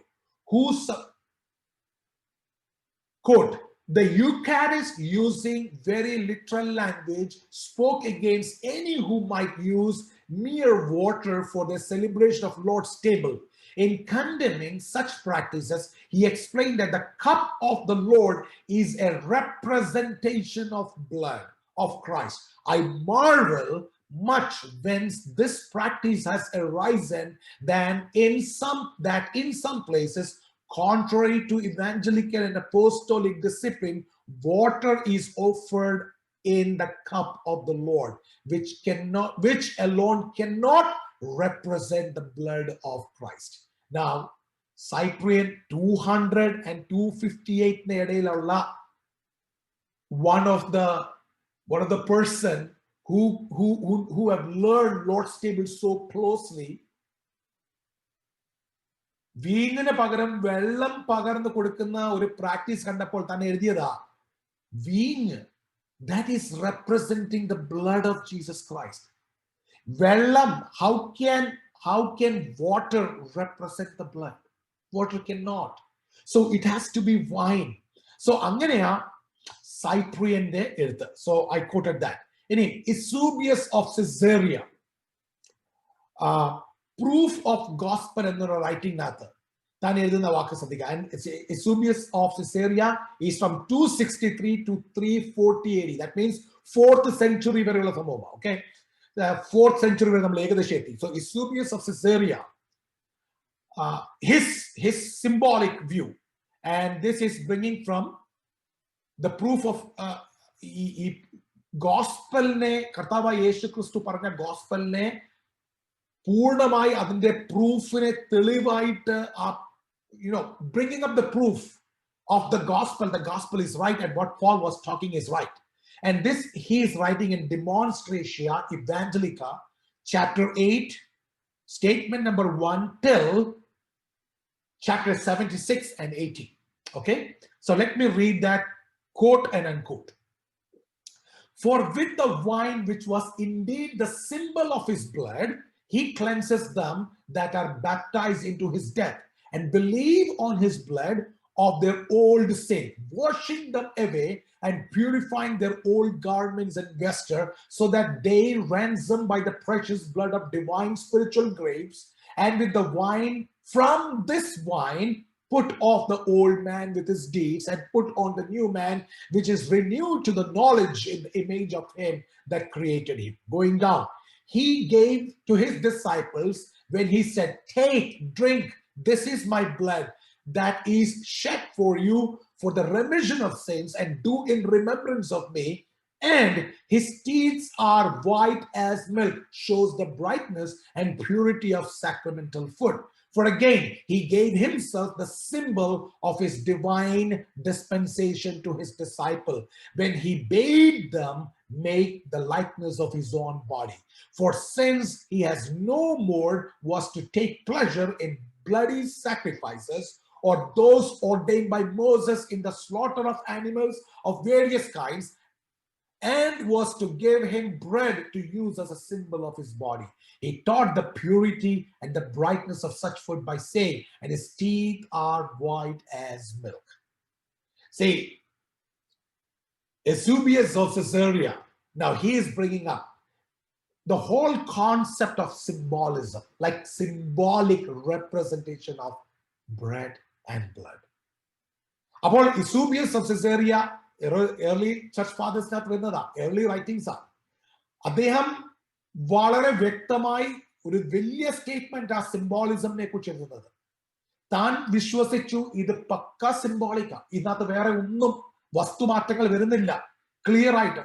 പക്ഷേ this is my body, this is my blood എന്നുള്ള പദത്തെ മാത്രം പിടിച്ചുകൊണ്ട് ട്രാൻസബ്സ്റ്റാൻസിയേഷൻ സ്ഥാപിക്കാൻ പോയ അബദ്ധങ്ങളാണ് നമ്മളിപ്പോൾ expose ചെയ്തത്. So ഞാനിപ്പോ പറഞ്ഞ എല്ലാം വിത്ത് പ്രൂഫാ, വിത്ത് Kota, where it is written, ഏത് ചാപ്റ്റർ ഏത് പേജ് അത് കോട്ട് ചെയ്തിട്ടാണ് പറഞ്ഞത്. അടുത്തത് അത്തനേഷ്യസ്, ഏറ്റവും വലിയ ഒരു കോട്ടായിട്ട് നമ്മൾ എടുക്കുന്ന ട്രാൻസബ്സ്റ്റാൻസിയേഷന്റെ സപ്പോർട്ടീവ് ഡോക്യുമെന്റ് ആയിട്ട് കൊണ്ടുവരുന്ന അത്തനേഷ്യസിന്റെ വാക്കുകൾ നമുക്ക് ശ്രദ്ധിക്കാം. Athanasius is between like 296 and 373, ഏകദേശം അതിന്റെ ഇടയിൽ വരുന്ന ഒരു കാലഘട്ടത്തിൽ. ഓക്കെ, സോ അത്തനേഷ്യസിന്റെ റൈറ്റിംഗ്സിനകത്ത് festal letters, that is the name of the writing, Festal Letters, chapter 4, statement 19. Let me read that for you. English language അവർക്ക് എഴുതിയത്, അതുകൊണ്ട് ഏറ്റവും ബെസ്റ്റ് ആണ് നമുക്ക് അങ്ങനെ തന്നെ വായിക്കാം. Quote, similarly contended that the element of the Eucharist are to be understood spiritually, not physically. What he says is not fleshy but spiritual. For how many would the body suffice for eating that it should become the food for the whole world? But for this reason, he made mention of the ascension of the Son of Man into heaven, in order that he might draw them away from the bodily notion, and that from hereforth they might learn that the aforesaid flesh was heavenly eating from above and spiritual food given by him. Quote ends. So a very clear statement now, a very clear statement from Athanasius. He's saying that how long can you transform the bread into flesh to bring this for the whole world? ഈ ലോകം മൊത്തം ആൾക്കാർ കഴിക്കത്തക്കോളം flush എവിടുന്ന് കൊണ്ടുവരാനാ? How can you transfer it? The simple thing is that this is spiritual, it is not physical, it is symbolic. These are the words of Athanasius. Okay, so he is completely, Athanasius has no idea about what Roman Catholicism talks about transubstantiation, right? So friends, it is a simple thing to understand the reality. We are not here to bring anything bad on anybody, but these are the understanding of early church.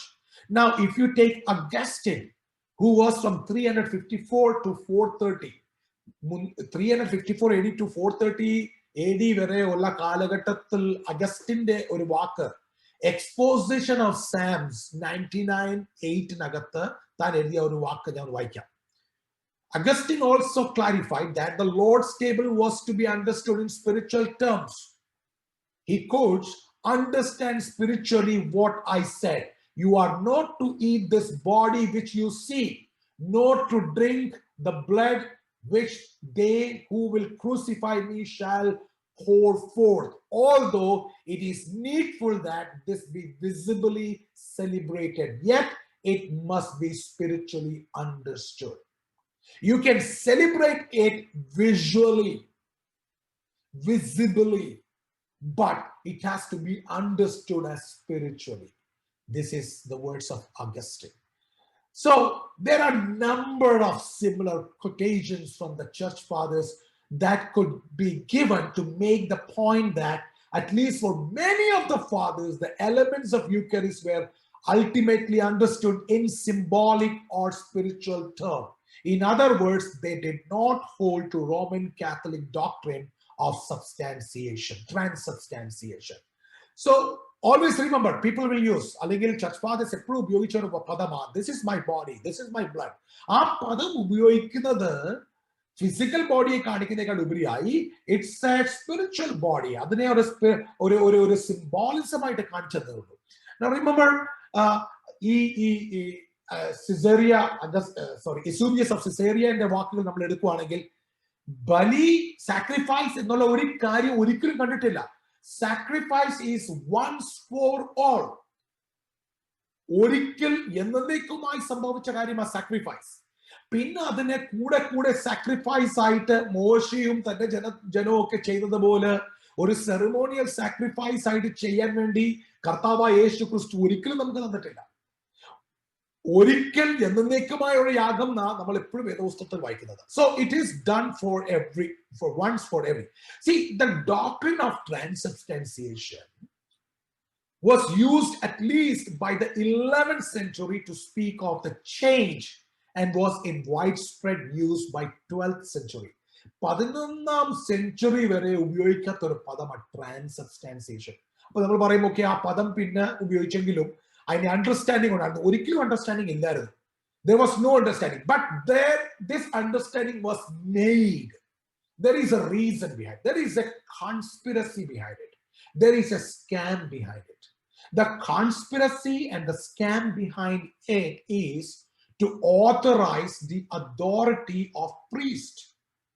Priesthood in the authority organize cheyan, adine ordain cheyan, adine authorize cheyan, adine ichodu koodi adine strong akkan vendi. This was a conspiracy. This was a conspiracy developed over the years to make sure priests have their authority to do this thing. That the priests have a special power to spell over this bread and wine that can change into body and blood. കാരണം ഇത് വേറെ എങ്ങും ആർക്കും ചെയ്യാം എന്നുള്ള നിലയിൽ വന്നാൽ കയ്യിൽ നിന്ന് അധികാരം മാറിപ്പോകും, ചോർന്നു പോകും.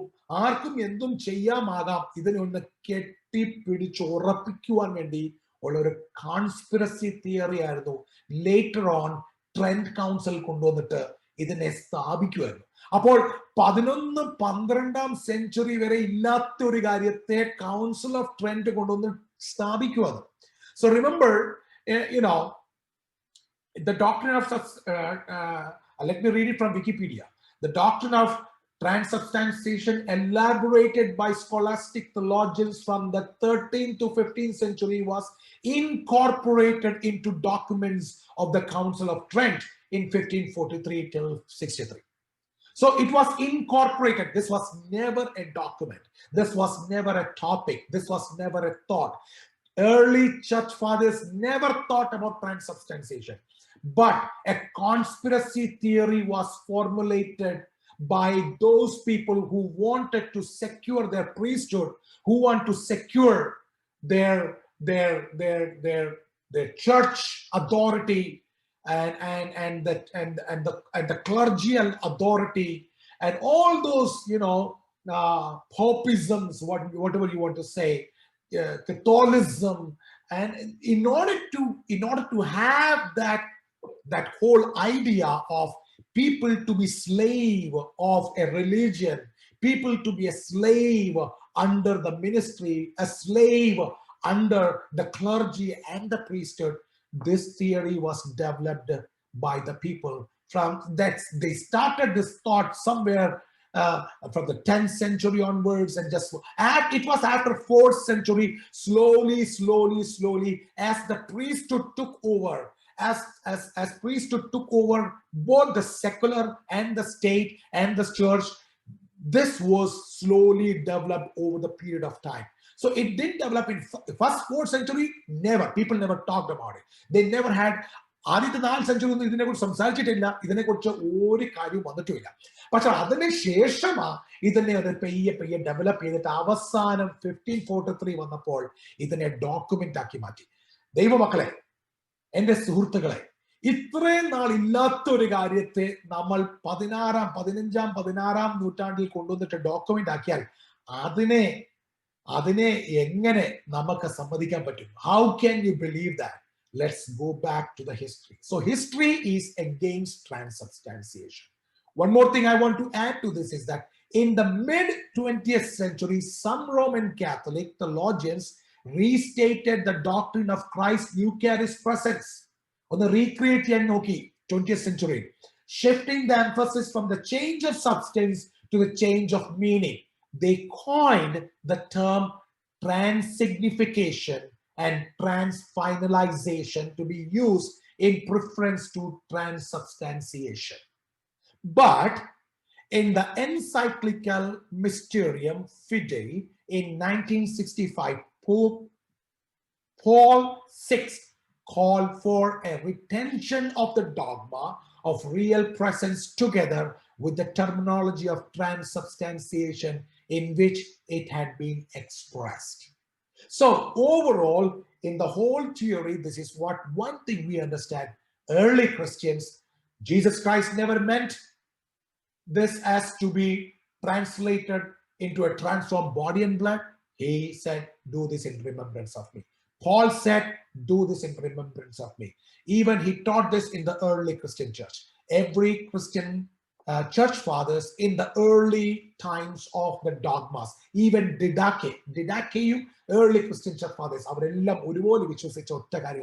it's a symbolic representation. അപ്പോൾ കർത്തൃമേശയിൽ നമ്മൾ കടന്നു വരുമ്പോൾ കർത്താവായ യേശു ക്രിസ്തുവിന്റെ ശരീരം, കർത്താവായ യേശു ക്രിസ്തുവിന്റെ രക്തം എന്ന് നമ്മൾ പറയുമ്പോൾ, it's a symbolic representation, and we eat and we drink to this so that we may examine ourselves that we are unified.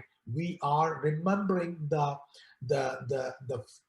death and the pain of Jesus Christ on the cross. At the same time, we are unifying our faith and our spiritual condition with Jesus Christ. Hope this history will give a new implication for you all to set up your theological understanding about Lord's table. Over to you, Pastor Varghese Sagar. Thank you. പഴയ നിയമത്തിൽ ഈ ശുശ്രൂഷ എന്തായിരുന്നു, അല്ലെങ്കിൽ അതിനായിട്ടുള്ള ബന്ധം എന്താണ് എന്ന് നമ്മൾ കേട്ടു കഴിഞ്ഞു. ഇനി നമ്മൾ അറിയേണ്ട പ്രധാനപ്പെട്ട കാര്യം, ഇന്ന് നമ്മൾ ഉപയോഗിക്കുന്ന കത്തോലിക്കരും ഓർത്തഡോക്സുകാരും പെന്തക്കോസ്ത് സമൂഹങ്ങളൊക്കെ ഉപയോഗിക്കുന്ന വാക്കുകളുണ്ട്. ചിലർ തന്നെ കർത്തൃമേശ എന്ന് പറയുന്നുണ്ട്, യൂക്കറിസ്റ്റ് എന്നുള്ള വാക്ക്, മാസ്, അതുപോലെ തന്നെ കുർബാന ഇത്യാദി പദപ്രയോഗങ്ങൾ, ബലി ഇത്യാദി പദപ്രയോഗങ്ങളൊക്കെയാണ് പലരും ഈ ശുശ്രൂഷ വിശേഷിപ്പിക്കുന്നത്. അതിൻ്റെ വാക്കുകളെ കുറിച്ചുള്ള പഠനമാണ് ഇനി നമ്മൾ ചെയ്യുന്നത്. പ്രിയ ജിനു ബ്രദർ ആ വിഷയത്തെ കുറിച്ച് നമ്മൾ സംസാരിക്കും. വാക്കുകളും അർത്ഥങ്ങളും അതിൻ്റെ അർത്ഥതലങ്ങളെ കുറിച്ച് സംസാരിക്കുന്നതിന് വേണ്ടി പ്രിയ ജിനുവിനെ ഞാൻ ഹാർദവമായിട്ട് സ്വാഗതം ചെയ്യുന്നു. Jinu. Thank you Sam pastor. നമ്മൾ ചിന്തിച്ചുകൊണ്ടിരിക്കുന്നത് കർത്താവ് സ്ഥാപിച്ച ശുശ്രൂഷയെ പറ്റിയാണ്. കർത്താവിനെ കാണിച്ചു കൊടുത്ത രാത്രിയിൽ കർത്താവ് ശിഷ്യന്മാരുടെ കൂടെ ഇന്ന് സ്ഥാപിച്ച പെസഹായുടെ രാത്രിയിൽ സ്ഥാപിച്ച ശുശ്രൂഷയെ പറ്റി. ഇതിൽ ഈ ശുശ്രൂഷയ്ക്ക് ഏറ്റവും യോജിച്ച പദം എന്താണ് എന്നുള്ളതാണ് നമ്മൾ മുമ്പോട്ട് ചിന്തിക്കുന്നത്. പൗരോഹിത്യ സഭകൾ ഈ ശുശ്രൂഷയെ, അവർ ചെയ്യുന്ന ശുശ്രൂഷയെ കുർബാന എന്ന പദം കൊണ്ടാണ് റെപ്രസെന്റ് ചെയ്യുന്നത്. കുർബാന എന്നാണ് അവർ പറയുന്നതിനെ പറ്റി. നമുക്കറിയാവുന്ന പോലെ തന്നെ വേർപെട്ട സഭകൾ തിരുവഴുത്താഴം, കർത്തൃമേശ തുടങ്ങിയ പദങ്ങൾ ഉപയോഗിക്കുന്നു. എന്നാൽ നമ്മൾ ദൈവവചനം ശ്രദ്ധിച്ച് വായിച്ചു കഴിഞ്ഞു കഴിഞ്ഞാൽ ഈ പദങ്ങളൊന്നും തന്നെ ആ രീതിയിൽ ബൈബിളിൽ കാണുന്ന പദങ്ങളല്ല. തിരുവഴുത്താഴമെന്നോ കർത്തൃമേശയെന്നോ ഇവർ കുർബാന എന്ന പദമോ ബൈബിളിൽ കാണുന്നൊരു പദമല്ല. നമ്മൾ ചിന്തിക്കുന്നത് ഇതിലേതാണ് ഈ ശുശ്രൂഷയ്ക്ക് ഏറ്റവും യോജിക്കുന്ന പദം എന്നുള്ളതാണ്. ദൈവവചനത്തിലെ പദം അതേപോലെ തന്നെ നമ്മൾ എടുക്കുകയാണെങ്കിൽ പുതിയ നിയമം വായിച്ചു കഴിഞ്ഞാൽ അവർ അപ്പം നുറുക്കുവാൻ കൂടി വന്നു, അപ്പം നുറുക്കിയും പ്രാർത്ഥന കഴിച്ചും പോന്നു എന്നുള്ള പദങ്ങളാണ് കാണുന്നത്. ആദ്യമായി നമ്മൾ മുമ്പോട്ട് പോകുമ്പോൾ ഈ കുർബാന എന്ന പദത്തെ പറ്റി ചിന്തിക്കാം. കുർബാന എന്ന പദം ഒരു സിറിയക് വാക്കാണ്. അത് ഡിറൈവ് ചെയ്തത് അരാമിക് വാക്കായ കുർബാന എന്ന് പറയുന്നത് ഏകദേശം അതുപോലെ തന്നെ പറയുന്ന ഒരു പദം തന്നെയാണ്. കുർബാന എന്ന് പറയുന്നത് ഏകദേശം സിറിയക്കിലും അരാമിക്കിലും ഒരേ പദങ്ങൾ തന്നെയാണ്, അല്ലെങ്കിൽ പ്രൊനൗൺസിയേഷനും അതേപോലെ തന്നെയാണ് വരുന്നത്. ഇത് ഡിറൈവ് ചെയ്തിരിക്കുന്ന ഏറ്റവും അതുമായിട്ട് ബന്ധപ്പെട്ട് ബൈബിളിൽ ഉള്ള പദം, ഹീബ്രുവിലുള്ള പദം എന്നുള്ളത് ഖുർബാൻ എന്ന വാക്കാണ്. ഖുർബാൻ എന്ന വാക്കിന്റെ അർത്ഥം വഴിപാട് എന്നാണ്. നമുക്കറിയാം, യേശു ക്രിസ്തു പറഞ്ഞു, നിങ്ങൾ അപ്പനെയും അമ്മയും നോക്കുന്നതിന് പകരം വഴിപാട് എന്ന അർത്ഥമുള്ള ഖുർബാൻ എന്ന പദം, അല്ലെങ്കിൽ ഖുർബാൻ കഴിക്കുന്നു, അതുകൊണ്ട് അപ്പനെയും അമ്മയും നോക്കേണ്ട കാര്യമില്ല എന്ന് പരീശന്മാരുടെ അടുത്ത് വിമർശിച്ച് പറഞ്ഞ ആ പദമാണ് വഴിപാട് എന്നർത്ഥമുള്ള ഖുർബാൻ എന്ന പദമാണ് ഇതുമായിട്ട് റിലേറ്റഡ് ആയിട്ട് ബൈബിളിൽ ഉള്ള ഒരു പദം, വഴിപാട് എന്നുള്ള അർത്ഥത്തിൽ.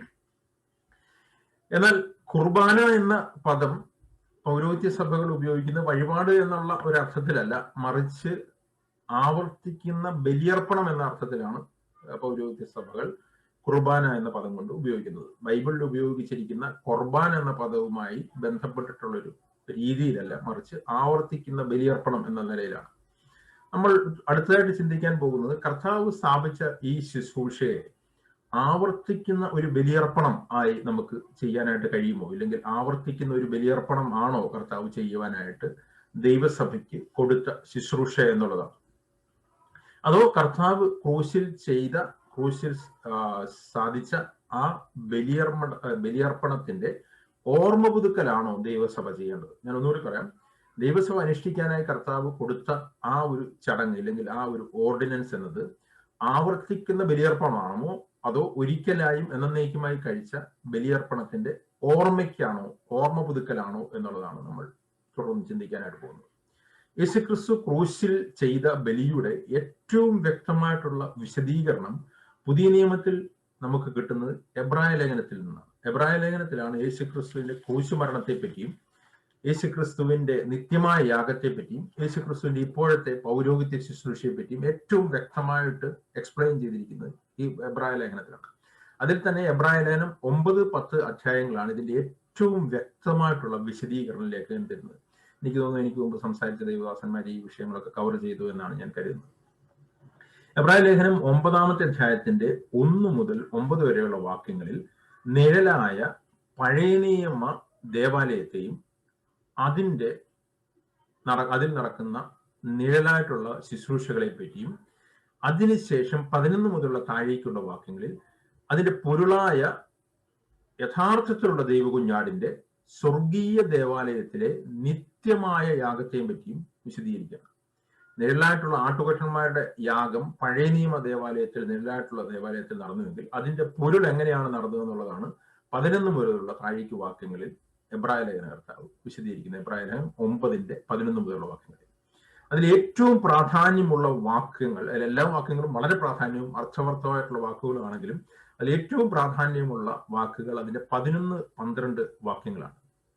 അതിൽ ആണ് യേശുക്രിസ്തു ക്രൂശിൽ സാധിച്ച ആ ദിവ്യ ബലിയുടെ, ആ യഥാർത്ഥ ബലിയുടെ അതിന്റെ റിയാലിറ്റി സ്വർഗത്തിൽ എങ്ങനെയാണ് നടന്നത് എന്നുള്ളത് വിശദീകരിക്കുന്നത്.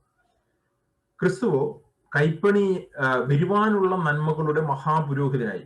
ഇതിന്റെ എല്ലാം വിശദീകരണം തരാനായിട്ട് എനിക്ക് സമയമില്ല. വരുവാനുള്ള നന്മകൾ എന്ന് പറഞ്ഞാൽ ആത്മീയ നന്മകളാണ്. യേശുക്രിസ്തുവിന്റെ രക്തത്തിൽ കൂടി പുതിയ ഉടമ്പടിയിൽ നമുക്ക് ലഭിക്കുന്ന ആത്മീയ നന്മകളെ പറ്റിയാണ് അവിടെ പറഞ്ഞിരിക്കുകയാണ്. ക്രിസ്തു വരുവാനുള്ള നന്മകളുടെ മഹാപുരോഹിതനായി വന്നിട്ട് കൈപ്പണി അല്ലാത്തതായി എന്ന് വെച്ചാൽ ഈ സൃഷ്ടിയിൽ ഉൾപ്പെടാത്തതായി വലിപ്പവും തികവുമേറിയ ഒരു കൂടാരത്തിൽ കൂടി, ആ കൂടാരം എന്ന് പറയുന്നത് സ്വർഗത്തിലെ കൂടാരമാണ്, അതിന്റെ നിഴലാണ് മോശെ എടുത്ത് ഭൂമിയിൽ സ്ഥാപിക്കാനായിട്ട് പറഞ്ഞത്. അപ്പോൾ ആ സ്വർഗത്തിലെ മനുഷ്യർ നിർമ്മിതമല്ലാത്ത സ്വർഗീയ ദേവാലയത്തിലേക്ക് കടക്കുന്നതിനെ പറ്റിയാണ് പറഞ്ഞിരിക്കുന്നത്.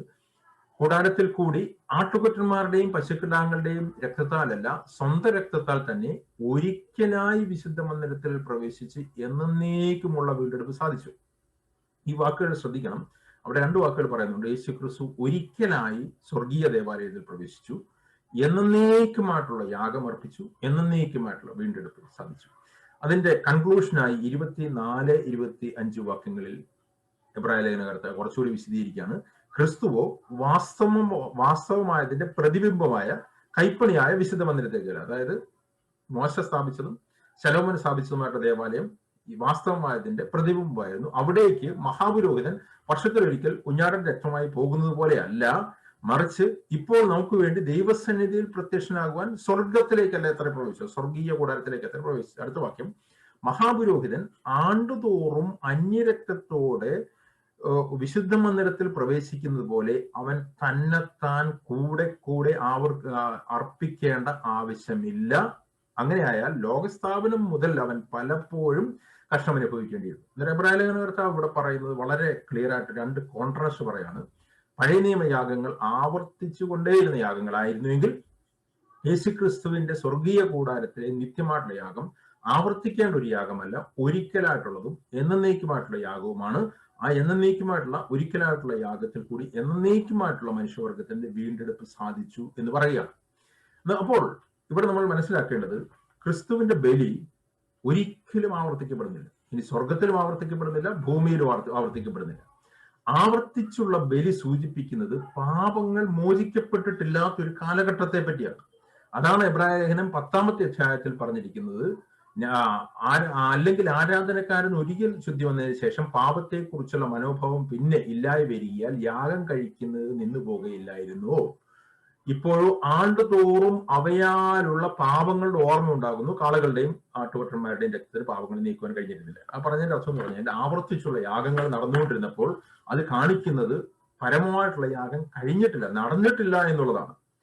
അതാണ് മുമ്പോട്ട് പോകുമ്പോൾ എബ്രായ ലേഖനത്തെ 10-ാമത്തെ അധ്യായത്തിൽ വിശദീകരിക്കുന്നത്. മുമ്പോട്ട് പോകുമ്പോൾ പറയുകയാണ്, പുരോഹിതൻ തുടർച്ചയായി 11-ാമത്തെ വാക്യം, ഏത് പുരോഹിതനും ദിവസേന ശുശ്രൂഷിച്ചും പാപങ്ങളെ പരിഹരിക്കാൻ ഒരു നാളും കഴിയാത്ത അതേ യാഗങ്ങളെ കൂടെ കൂടെ കഴിച്ചുകൊണ്ട് നിൽക്കുന്നു. അന്നേരം ഈ ബലിയർപ്പണം കൂടെയും തുടർച്ചയായും കഴിച്ചുകൊണ്ട് പുരോഹിതൻ അതിവിശുദ്ധ സ്ഥലത്ത് നിൽക്കുകയാണ്. അത് സൂചിപ്പിക്കുന്നത് യഥാർത്ഥ യാഗം വന്നിട്ടില്ല, യഥാർത്ഥ പാപപരിഹാരം വന്നിട്ടില്ല എന്നത്. എന്നാലും ഞാൻ പറഞ്ഞതിന്റെ കാര്യം എന്ന് പറഞ്ഞു കഴിഞ്ഞാൽ, പുരോഹിതൻ അവിടെ നിൽക്കുന്നു, തുടർച്ചയായ യാഗങ്ങൾ നടക്കുന്നു, തുടർച്ചയായ ബലിയർപ്പണങ്ങൾ ആവർത്തിച്ചുകൊണ്ടേയിരിക്കുന്നു. ഇത് സൂചിപ്പിക്കുന്നത് യഥാർത്ഥ ബലി നടന്നിട്ടില്ല എന്നതാണ്. എന്നാൽ യേശുക്രിസ്തുവിന്റെ യാഥാർത്ഥ ബലിയോടുകൂടി എന്ത് സംഭവിച്ചു എന്നുള്ളത് അടുത്ത വാക്യത്തിൽ പറഞ്ഞിരിക്കുകയാണ്. യേശുവോ പാപങ്ങൾക്ക് വേണ്ടി ഏകയാഗം കഴിച്ചിട്ട് എന്നേക്കും ദൈവത്തിന്റെ വലത്തുഭാഗത്ത് ഇരുന്നു കൊണ്ട്. അതായത് കർത്താവ് ഇന്ന് ദൈവത്തിന്റെ വലത്തുഭാഗത്ത് നിൽക്കുകയല്ല, ദൈവത്തിന്റെ വലത്തുഭാഗത്ത് ഇരിക്കുകയാണ്. കർത്താവ് ഇരിക്കുന്നത് സൂചിപ്പിക്കുന്നത് രണ്ട് കാര്യങ്ങളാണ്. പാപപരിഹാരയാഗം എന്നേക്കുമായിട്ടുള്ളത് പൂർത്തീകരിച്ചു, ദൈവത്തിന്റെ റിഡംഷൻ പദ്ധതി പൂർത്തീകരിച്ചു. കർത്താവ് യേശുക്രിസ്തു സ്വർഗീയ ദേവാലയത്തിലേക്ക് കടന്ന് തന്റെ രക്തം അവിടെ അർപ്പിച്ച് എന്നേക്കുമായിട്ടുള്ള വീണ്ടെടുപ്പ് പൂർത്തീകരിച്ചതോടുകൂടി യാഗാർപ്പണം കഴിഞ്ഞു. അതിനുശേഷം യേശുക്രിസ്തു ഇന്ന് സ്വർഗത്തിൽ ദൈവത്തിന്റെ വലത്തുഭാഗത്ത് ഇരുന്നു കൊണ്ട് തന്റെ മഹാപുരോഹിത ശുശ്രൂഷ, മധ്യസ്ഥ ശുശ്രൂഷ ചെയ്തുകൊണ്ടേയിരിക്കുക. അന്നേരം ഇപ്പോൾ യേശുക്രിസ്തുവിന്റെ ഒരു യാഗാർപ്പണമല്ല, അതൊരിക്കലായിട്ടും എന്നേക്കുമായിട്ടും കഴിഞ്ഞെങ്കിൽ ഇന്ന് സ്വർഗത്തിൽ യേശുക്രിസ്തുവിന്റെ മഹാപുരോഹിത ശുശ്രൂഷ എന്നുള്ളത് നിന്നുകൊണ്ടുള്ള ശുശ്രൂഷയല്ല. അതായത് നിൽക്കുക എന്ന് പറഞ്ഞു കഴിഞ്ഞാൽ യാഗം അർപ്പിക്കാൻ വേണ്ടിയിട്ടാണ് അവർ നിന്നിരുന്നത്. ഇരുന്നു കൊണ്ട് മധ്യസ്ഥ ശുശ്രൂഷ യേശുക്രിസ്തു ആരംഭിച്ചിരിക്കുന്നു. ഇതാണ് അതിന്റെ 10-ാമത്തെ അധ്യായത്തിന്റെ 18-ാമത്തെ വാക്യത്തിൽ അതിന്റെ കൺക്ലൂഷനായിട്ട് പറയാണ്, എന്നാൽ ഇവയുടെ മോചനമുള്ളിടത്ത് ഇനി പാപങ്ങൾക്ക് വേണ്ടി ഒരു യാഗവും ആവശ്യമില്ല. അന്നേരം ഞാൻ എന്താണ് പറഞ്ഞു വന്നത് എന്ന് വെച്ചാൽ, യേശുക്രിസ്തു എന്ന ദൈവകുഞ്ഞാടിന്റെ സ്വർഗീയ ദേവാലയത്തിലെ നിത്യമായിട്ടുള്ള യാഗം ഒരിക്കലായിട്ടും എന്നേക്കുമായിട്ടുള്ളതാണ്. അതൊരിക്കലും ആവർത്തിക്കുന്നില്ല. ഇന്ന് കർത്താവിന്റെ ശുശ്രൂഷ എന്നുള്ളത് ദൈവത്തിന്റെ വലത്തുഭാഗത്ത് ഇരുന്നു കൊണ്ട് നമുക്ക് വേണ്ടി ചെയ്യുന്ന മധ്യസ്ഥ ശുശ്രൂഷയാണ്. അത് തുടർച്ചയായിട്ടുള്ളതാണ്. അത് ഒരിക്കലായിട്ടും എന്നേക്കുമായിട്ടും കഴിഞ്ഞു പോയതല്ല, അത് തുടർച്ചയായി ആവർത്തിച്ചുകൊണ്ടേയിരിക്കുന്നതാണ്. കർത്താവിന്റെ മടങ്ങിവരവ് വരെയും അത് ആവർത്തിച്ചുകൊണ്ടേയിരിക്കും. അതാണ് നമ്മൾ കാണുന്നത്. ദൈവം യേശുക്രിസ്തു ദൈവത്തിന്റെ വലത്തുഭാഗത്ത് ഇരുന്നുകൊണ്ട് തുടർച്ചയായി നമുക്ക് വേണ്ടി മധ്യസ്ഥ ശുശ്രൂഷ ചെയ്യുന്നു. നമ്മൾ പാപങ്ങൾ വീണു പോകുമ്പോൾ, നമ്മൾ ഏറ്റു പറയുമ്പോൾ കർത്താവ് അവിടെ മധ്യസ്ഥനായി ഉള്ളത് കൊണ്ടാണ് നമ്മുടെ പാപങ്ങൾ ക്ഷമിക്കപ്പെടുന്നത്. എന്നാൽ നമ്മുടെ കഴിഞ്ഞകാല പാപങ്ങളെല്ലാം ക്ഷമിക്കപ്പെട്ടത് യേശുക്രിസ്തുവിന്റെ പരമമായ യാഗത്തിൽ കൂടിയാണ്. അന്നേരം ഞാനിത് ആദ്യമായി പറയാനായിട്ട് ശ്രമിക്കുന്നത്, ഇല്ലെങ്കിൽ ആദ്യമായി പറയാനായിട്ട് ഉദ്ദേശിക്കുന്നത്, യേശുക്രിസ്തുവിന്റെ യാഗം എന്നത് ഒരിക്കലായിട്ടും എന്നേക്കുമായിട്ടുള്ളത് ആയതുകൊണ്ട് അത് ഒരിക്കലും ആവർത്തിക്കുന്നില്ല. അത് സ്വർഗത്തിലും ആവർത്തിക്കുന്നില്ല, ഭൂമിയിലും ആവർത്തിക്കുന്നില്ല. അപ്പോൾ ഭൂമിയിൽ നടക്കുന്നത് ഒരു യാഗം വീണ്ടും വീണ്ടും അർപ്പിക്കുന്ന ശുശ്രൂഷയല്ല. അപ്പോൾ പിന്നെ ഭൂമിയിൽ ചെയ്യുന്ന ശുശ്രൂഷ എന്താണ്? തീർച്ചയായിട്ടും നാം ചിന്തിച്ചതുപോലെ ബലിയുടെ ആവർത്തനമല്ല. ബലി ഇനി ആവർത്തിക്കപ്പെടുന്നതേ ഇല്ല. വളരെ ക്രിസ്റ്റൽ ക്ലിയർ ആയിട്ട് ദൈവം പഠിപ്പിച്ചിരിക്കുന്ന കാര്യമാണ്. അപ്പോൾ ഭൂമിയിൽ നാം ചെയ്യുന്നത് കർത്താവായ യേശുക്രിസ്തുവിന്റെ ക്രൂശിലെ ആ നിത്യയാഗത്തിന്റെ, ഒരിക്കലായും എന്നേക്കുമായിട്ടുള്ള യാഗത്തിന്റെ ഓർമ്മ പുതുക്കലാണ്. അതുകൊണ്ടാണ് കർത്താവ് പറഞ്ഞത്, എന്റെ ഓർമ്മയ്ക്കായി ഇത് ചെയ്യുവൻ, എന്റെ ഓർമ്മയ്ക്കായി ഇത് ചെയ്യുവൻ എന്ന് പറഞ്ഞത്. ഇപ്പോൾ കർത്തൃമേശ എന്നുള്ള വാക്ക് നമ്മൾ ഉപയോഗിക്കുമ്പോൾ, അല്ലെങ്കിൽ തിരുവത്താഴം എന്നുള്ള വാക്ക് ഉപയോഗിക്കുമ്പോൾ, അല്ലെങ്കിൽ അപ്പം നുറുക്കൽ എന്ന വാക്ക് ഉപയോഗിക്കുമ്പോൾ, അത് ബലിയർപ്പണമല്ല, ബലിയർപ്പണത്തിന്റെ ഓർമ്മ പുതുക്കലാണ്. അപ്പോൾ കുർബാന എന്നുള്ള വാക്ക് ബലിയർപ്പണമാണ്, അല്ലെങ്കിൽ ആവർത്തിച്ചുള്ള ബലിയാണ്. അതുകൊണ്ട് ബിബ്ലിക്കലായിട്ടുള്ള പദം, അതിന് യോജിക്കുന്ന പദം ഈ പറഞ്ഞ ഏതെങ്കിലും പദങ്ങളാണ് എന്നുള്ളതാണ് ദൈവവചനത്തിൽ നിന്ന് മനസ്സിലാക്കാനായിട്ട് കഴിയും. എന്നാൽ ഇതിന്റെ കുറച്ചുകൂടി ഒന്ന് ആവർത്തിച്ച് ഞാൻ കുറച്ചുകൂടി മുമ്പോട്ട് പോയി ഇതൊന്ന് വിശദീകരിക്കുകയാണ്. ഈ കർത്തൃമേശ എന്ന ആ ശുശ്രൂഷ വളരെ ഡീപ്പായിട്ടുള്ള അർത്ഥങ്ങളുള്ള, അർത്ഥതലങ്ങളുള്ള ഒരു ശുശ്രൂഷയാണ്. അത് കേവലം ഒരു ഓർമ്മ പുതുക്കൽ മാത്രമല്ല. യേശുക്രിസ്തു എനിക്ക് വേണ്ടി മരിച്ചു എന്നുള്ളതിന്റെ ഒരു ഓർമ്മ പുതുക്കൽ മാത്രമല്ല കർത്തൃമേശ എന്നുള്ളത്. അതുകൊണ്ട് പല അർത്ഥങ്ങളുമുണ്ട്. അതൊരു ഓർഡിനൻസ് ആണ്. അതൊരു സ്പിരിച്വൽ ട്രൂത്തിനെ വെളിപ്പെടുത്തുന്ന ഒരു റിച്വലാണ്. ഒരു സാധാരണ അർത്ഥമില്ലാത്ത ആചാരമല്ല, അർത്ഥവത്തായ ആചാരമാണ്. അത് വെറും ഒരു ഓർമ്മ പുതുക്കലിൽ മാത്രം ഒതുങ്ങി നിൽക്കുന്നില്ല. എല്ലാ കർത്തൃമേശയുടെ എല്ലാ തലങ്ങളും വിശദീകരിക്കാനായിട്ട് എനിക്ക് ലഭിച്ചിരിക്കുന്ന ലിമിറ്റഡ് സമയത്തിനുള്ളിൽ എനിക്ക് കഴിയുകയില്ല. അതുകൊണ്ട് ഞാൻ വളരെ പെട്ടെന്ന് ചില കാര്യങ്ങൾ കൂടി പറഞ്ഞിട്ട് ഞാൻ മുമ്പോട്ട് പോവുകയാണ്. കർത്തൃമേശ സൂചിപ്പിക്കുന്നത് അപ്പം ഒന്നാകുന്നത് പോലെ ദൈവസഭ എന്ന ശരീരം യഹൂദനോ യവനോ ദാസനോ സ്വതന്ത്രനോ എന്നുള്ള വ്യത്യാസമില്ലാതെ എല്ലാവരും ഒന്നാണ്, ഒരു ശരീരമാണ് എന്ന് സൂചിപ്പിക്കുന്ന ഒരു ശുശ്രൂഷയാണ്, അല്ലെങ്കിൽ ഒരു ചടങ്ങാണ് കർത്തൃമേശ. മാത്രമല്ല അത് ദൈവമക്കൾ തമ്മിലുള്ള കൂട്ടായ്മയാണ്.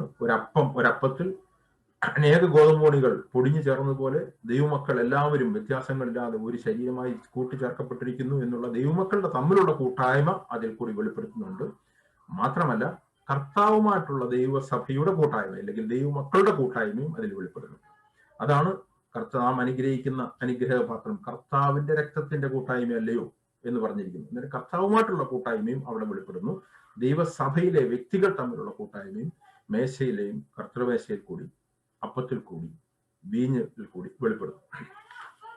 ഇനി കർത്താവുമായിട്ടുള്ള നമ്മുടെ കൂട്ടായ്മയെ ഏറ്റവും വ്യക്തമായി വെളിപ്പെടുത്തുന്ന 2 അധ്യായങ്ങളാണ് പുതിയ നിയമത്തിലുള്ളത്. അത് യോഹന്നാന്റെ സുവിശേഷം 6-ാമത്തെ അധ്യായവും യോഹന്നാന്റെ സുവിശേഷം 15-ാമത്തെ അധ്യായമാണ്.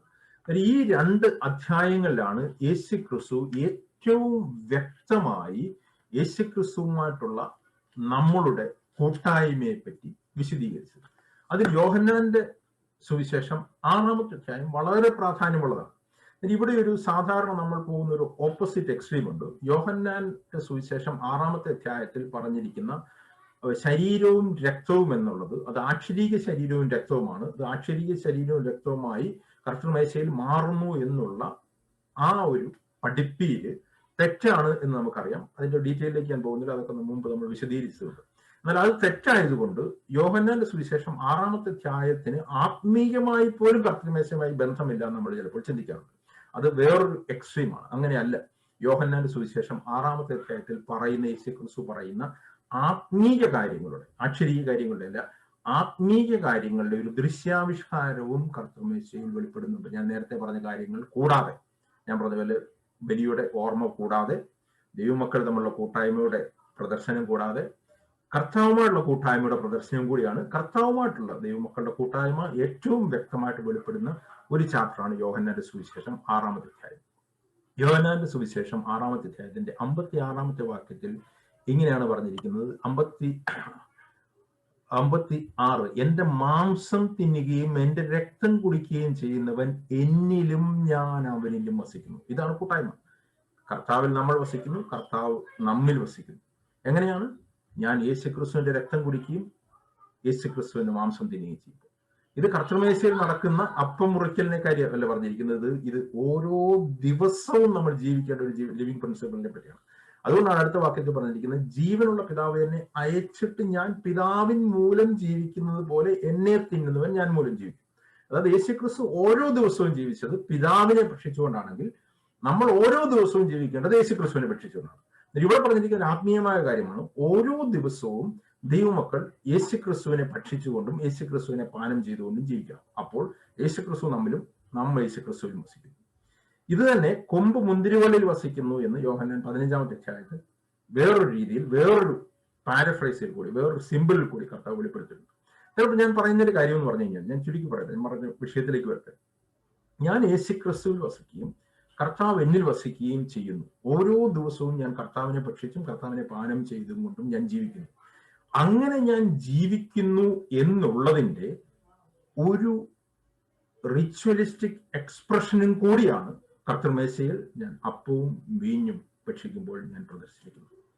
ഞാൻ വിളിച്ചു പറയുകയാണ്, ഞാൻ ഓരോ ദിവസവും ജീവിക്കുന്നത് കർത്താവിൽ ആശ്രയിച്ചുകൊണ്ടാണ്. കർത്താവ് എന്നിൽ വസിച്ചുകൊണ്ട് കർത്താവ് തന്റെ ജീവനിൽ കൂടി വെളിപ്പെടുത്തിക്കൊണ്ടാണ് ജീവിക്കുന്നത്. കർത്താവിൽ ഒരു കൊമ്പ് മുന്തിരിവള്ളിയിൽ വസിക്കുന്ന പോലെ ഡിപ്പെൻഡ് ചെയ്തിട്ടാണ് ഞാൻ ജീവിക്കുന്നത് എന്നുള്ളതും കൂടി ഞാൻ കർത്തൃമേശയിൽ വെളിപ്പെടുത്തുന്നു. ശ്രദ്ധിക്കുക, കർത്തൃമേശയിൽ ഞാൻ കർത്താവിന്റെ ശരീരവും കർത്താവിന്റെ രക്തവും ആക്ഷരീയമായോ ആത്മീയമായോ അവിടെ പാനം ചെയ്യുന്നില്ല. അവിടെ ഞാൻ ചെയ്യുന്നത് ഒരു എക്സ്പ്രഷൻ മാത്രമാണ്, റിച്വലിസ്റ്റിക് എക്സ്പ്രഷൻ. ആത്മീയമായി ഞാൻ കർത്താവിന്റെ രക്തവും കർത്താവിന്റെ ശരീരവും പാനം ചെയ്യുന്നത് ഓരോ ദിവസവും ഞാൻ കർത്താവിൽ വസിക്കുകയും കർത്താവിനിൽ വസിക്കുകയും കൂടി ചെയ്യുന്നുണ്ട്. ഞാൻ ആക്ഷരികമായ യേശുക്രിസ്തുവിന്റെ രക്തവും യേശുക്രിസ്തുവിന്റെ ശരീരവും ഞാൻ പാനം ചെയ്യുന്നതേയില്ല. അങ്ങനെ ആക്ഷരികമായിട്ടുള്ള മാറ്റം നടക്കുന്നതില്ല. എന്നാൽ ആത്മീയമായി ഈ ഒരു കാര്യം നമ്മുടെ ജീവിതത്തിൽ എല്ലാ ദിവസവും നടക്കുന്നുണ്ട്. അതാണ് യോഹന്നാന്റെ സുവിശേഷം 6-ാമത്തെ അധ്യായത്തിൽ യേശുക്രിസ്തു എക്സ്പ്ലെയിൻ ചെയ്യുന്നത്. അതിന്റെ തന്നെ ഒരു റിച്വലിസ്റ്റിക് എക്സ്പ്രഷനാണ് യോഹന്നാന്റെ കർത്തൃമേശയിൽ നാം വെളിപ്പെടുത്തുന്നത്. അപ്പോൾ ഞാൻ പറഞ്ഞതിന്റെ കാര്യം എന്ന് പറഞ്ഞു കഴിഞ്ഞാൽ, ഞാൻ എന്റെ വാക്കുകളെ ചുരുക്കട്ടെ. കർത്തൃമേശ എന്ന് പറയുന്നത് ഒരു ആവർത്തിച്ചുള്ള ബലിയർപ്പണമല്ല. ബലിയർപ്പണം ആവർത്തിക്കപ്പെടുന്നില്ല. അത് സ്വർഗത്തിലോ ഭൂമിയിലോ ആവർത്തിക്കപ്പെടുന്നില്ല. അത് ഭൂമിയിൽ സംഭവിച്ചു, അതിന്റെ റിയാലിറ്റി സ്വർഗത്തിൽ സംഭവിച്ചു. ഭൂമിയിൽ യേശുക്രിസ്തു മരിക്കുമ്പോൾ തന്റെ രക്തവുമായി താൻ വിശുദ്ധ മന്ദിരത്തിലേക്ക് കടന്ന് എന്നേക്കുമുള്ള വീണ്ടെടുപ്പ് സ്ഥാപിച്ചു. അതോടുകൂടി യേശുക്രിസ്തുവിന്റെ മഹാപുരോഹിത ശുശ്രൂഷ കർത്താവ് ആരംഭിച്ചുകൊണ്ട് ദൈവത്തിന്റെ വലത്തുഭാഗത്തിരുന്നുകൊണ്ട് നമുക്ക് വേണ്ടി മഹാപുരോഹിത ശുശ്രൂഷ, മധ്യസ്ഥ ശുശ്രൂഷ ചെയ്യുന്നു. കർത്താവിന്റെ ബലി സ്വർഗത്തിലോ ഭൂമിയിലോ ഇനി ആവർത്തിക്കപ്പെടുന്നതല്ല. ഭൂമിയിലുള്ള ശുശ്രൂഷ ബലിയർപ്പണത്തിന്റെ ആവർത്തനമല്ല, മറിച്ച് ബലിയർപ്പണത്തിന്റെ ഓർമ്മ മാത്രമാണ്. എന്നാൽ ബലിയർപ്പണത്തിന്റെ വെറും ഒരു ഓർമ്മ മാത്രമല്ല, അതിൽ കൂടി വെളിപ്പെടുന്ന അനേക സത്യങ്ങളുണ്ട്. അനേക സത്യങ്ങൾ ഒന്ന് എന്നുള്ളത് ഞാൻ കർത്താവിൽ വസിക്കുകയും കർത്താവ് എന്നിൽ വസിക്കുകയും ചെയ്യുന്നു എന്നുള്ള ആത്മീക സത്യത്തിന്റെ റിഫ്ലക്ഷനും കൂടിയാണ്. അതുകൊണ്ട് യോഹന്നാന്റെ സുവിശേഷം 6-ാമത്തെ അധ്യായത്തിൽ പറഞ്ഞിരിക്കുന്ന ആത്മീക സത്യങ്ങൾ കർത്തൃമേശയിൽ കൂടി റിച്വലിസ്റ്റിക്കായി വെളിപ്പെടുന്നു എന്നുള്ളതും ദൈവവചനത്തിലെ നമുക്ക് ഒഴിച്ചുകൂടാൻ കഴിയാത്ത ഒരു സത്യമാണ്. അതുകൊണ്ട് ഈ കർത്തൃമേശയ്ക്ക് വേണ്ടി നമുക്ക് ഉപയോഗിക്കാവുന്ന ഏറ്റവും ബിബ്ലിക്കലായിട്ടുള്ള പദം എന്നുള്ളത് കുർബാന എന്നുള്ളതല്ല. കുർബാന ആവർത്തിച്ചുള്ള ബലിയർപ്പണത്തിനെ കാണിക്കുന്നതായതുകൊണ്ട് അതിന് ഉപയോഗിക്കാവുന്ന പദം കർത്തൃമേശയെന്നും അപ്പം നുറുക്കലെന്നും, ബിബ്ലിക്കൽ ബൈബിളിലുള്ള പദം എന്ന് ഉപയോഗിക്കുകയാണെങ്കിൽ അപ്പം നുറുക്കലെന്നും കർത്താവിന്റെ അത്താഴമെന്നും തിരുവത്താഴമെന്നും എന്ന പദങ്ങളാണ് അതിന് ഏറ്റവും യോജിക്കുന്ന പദങ്ങൾ.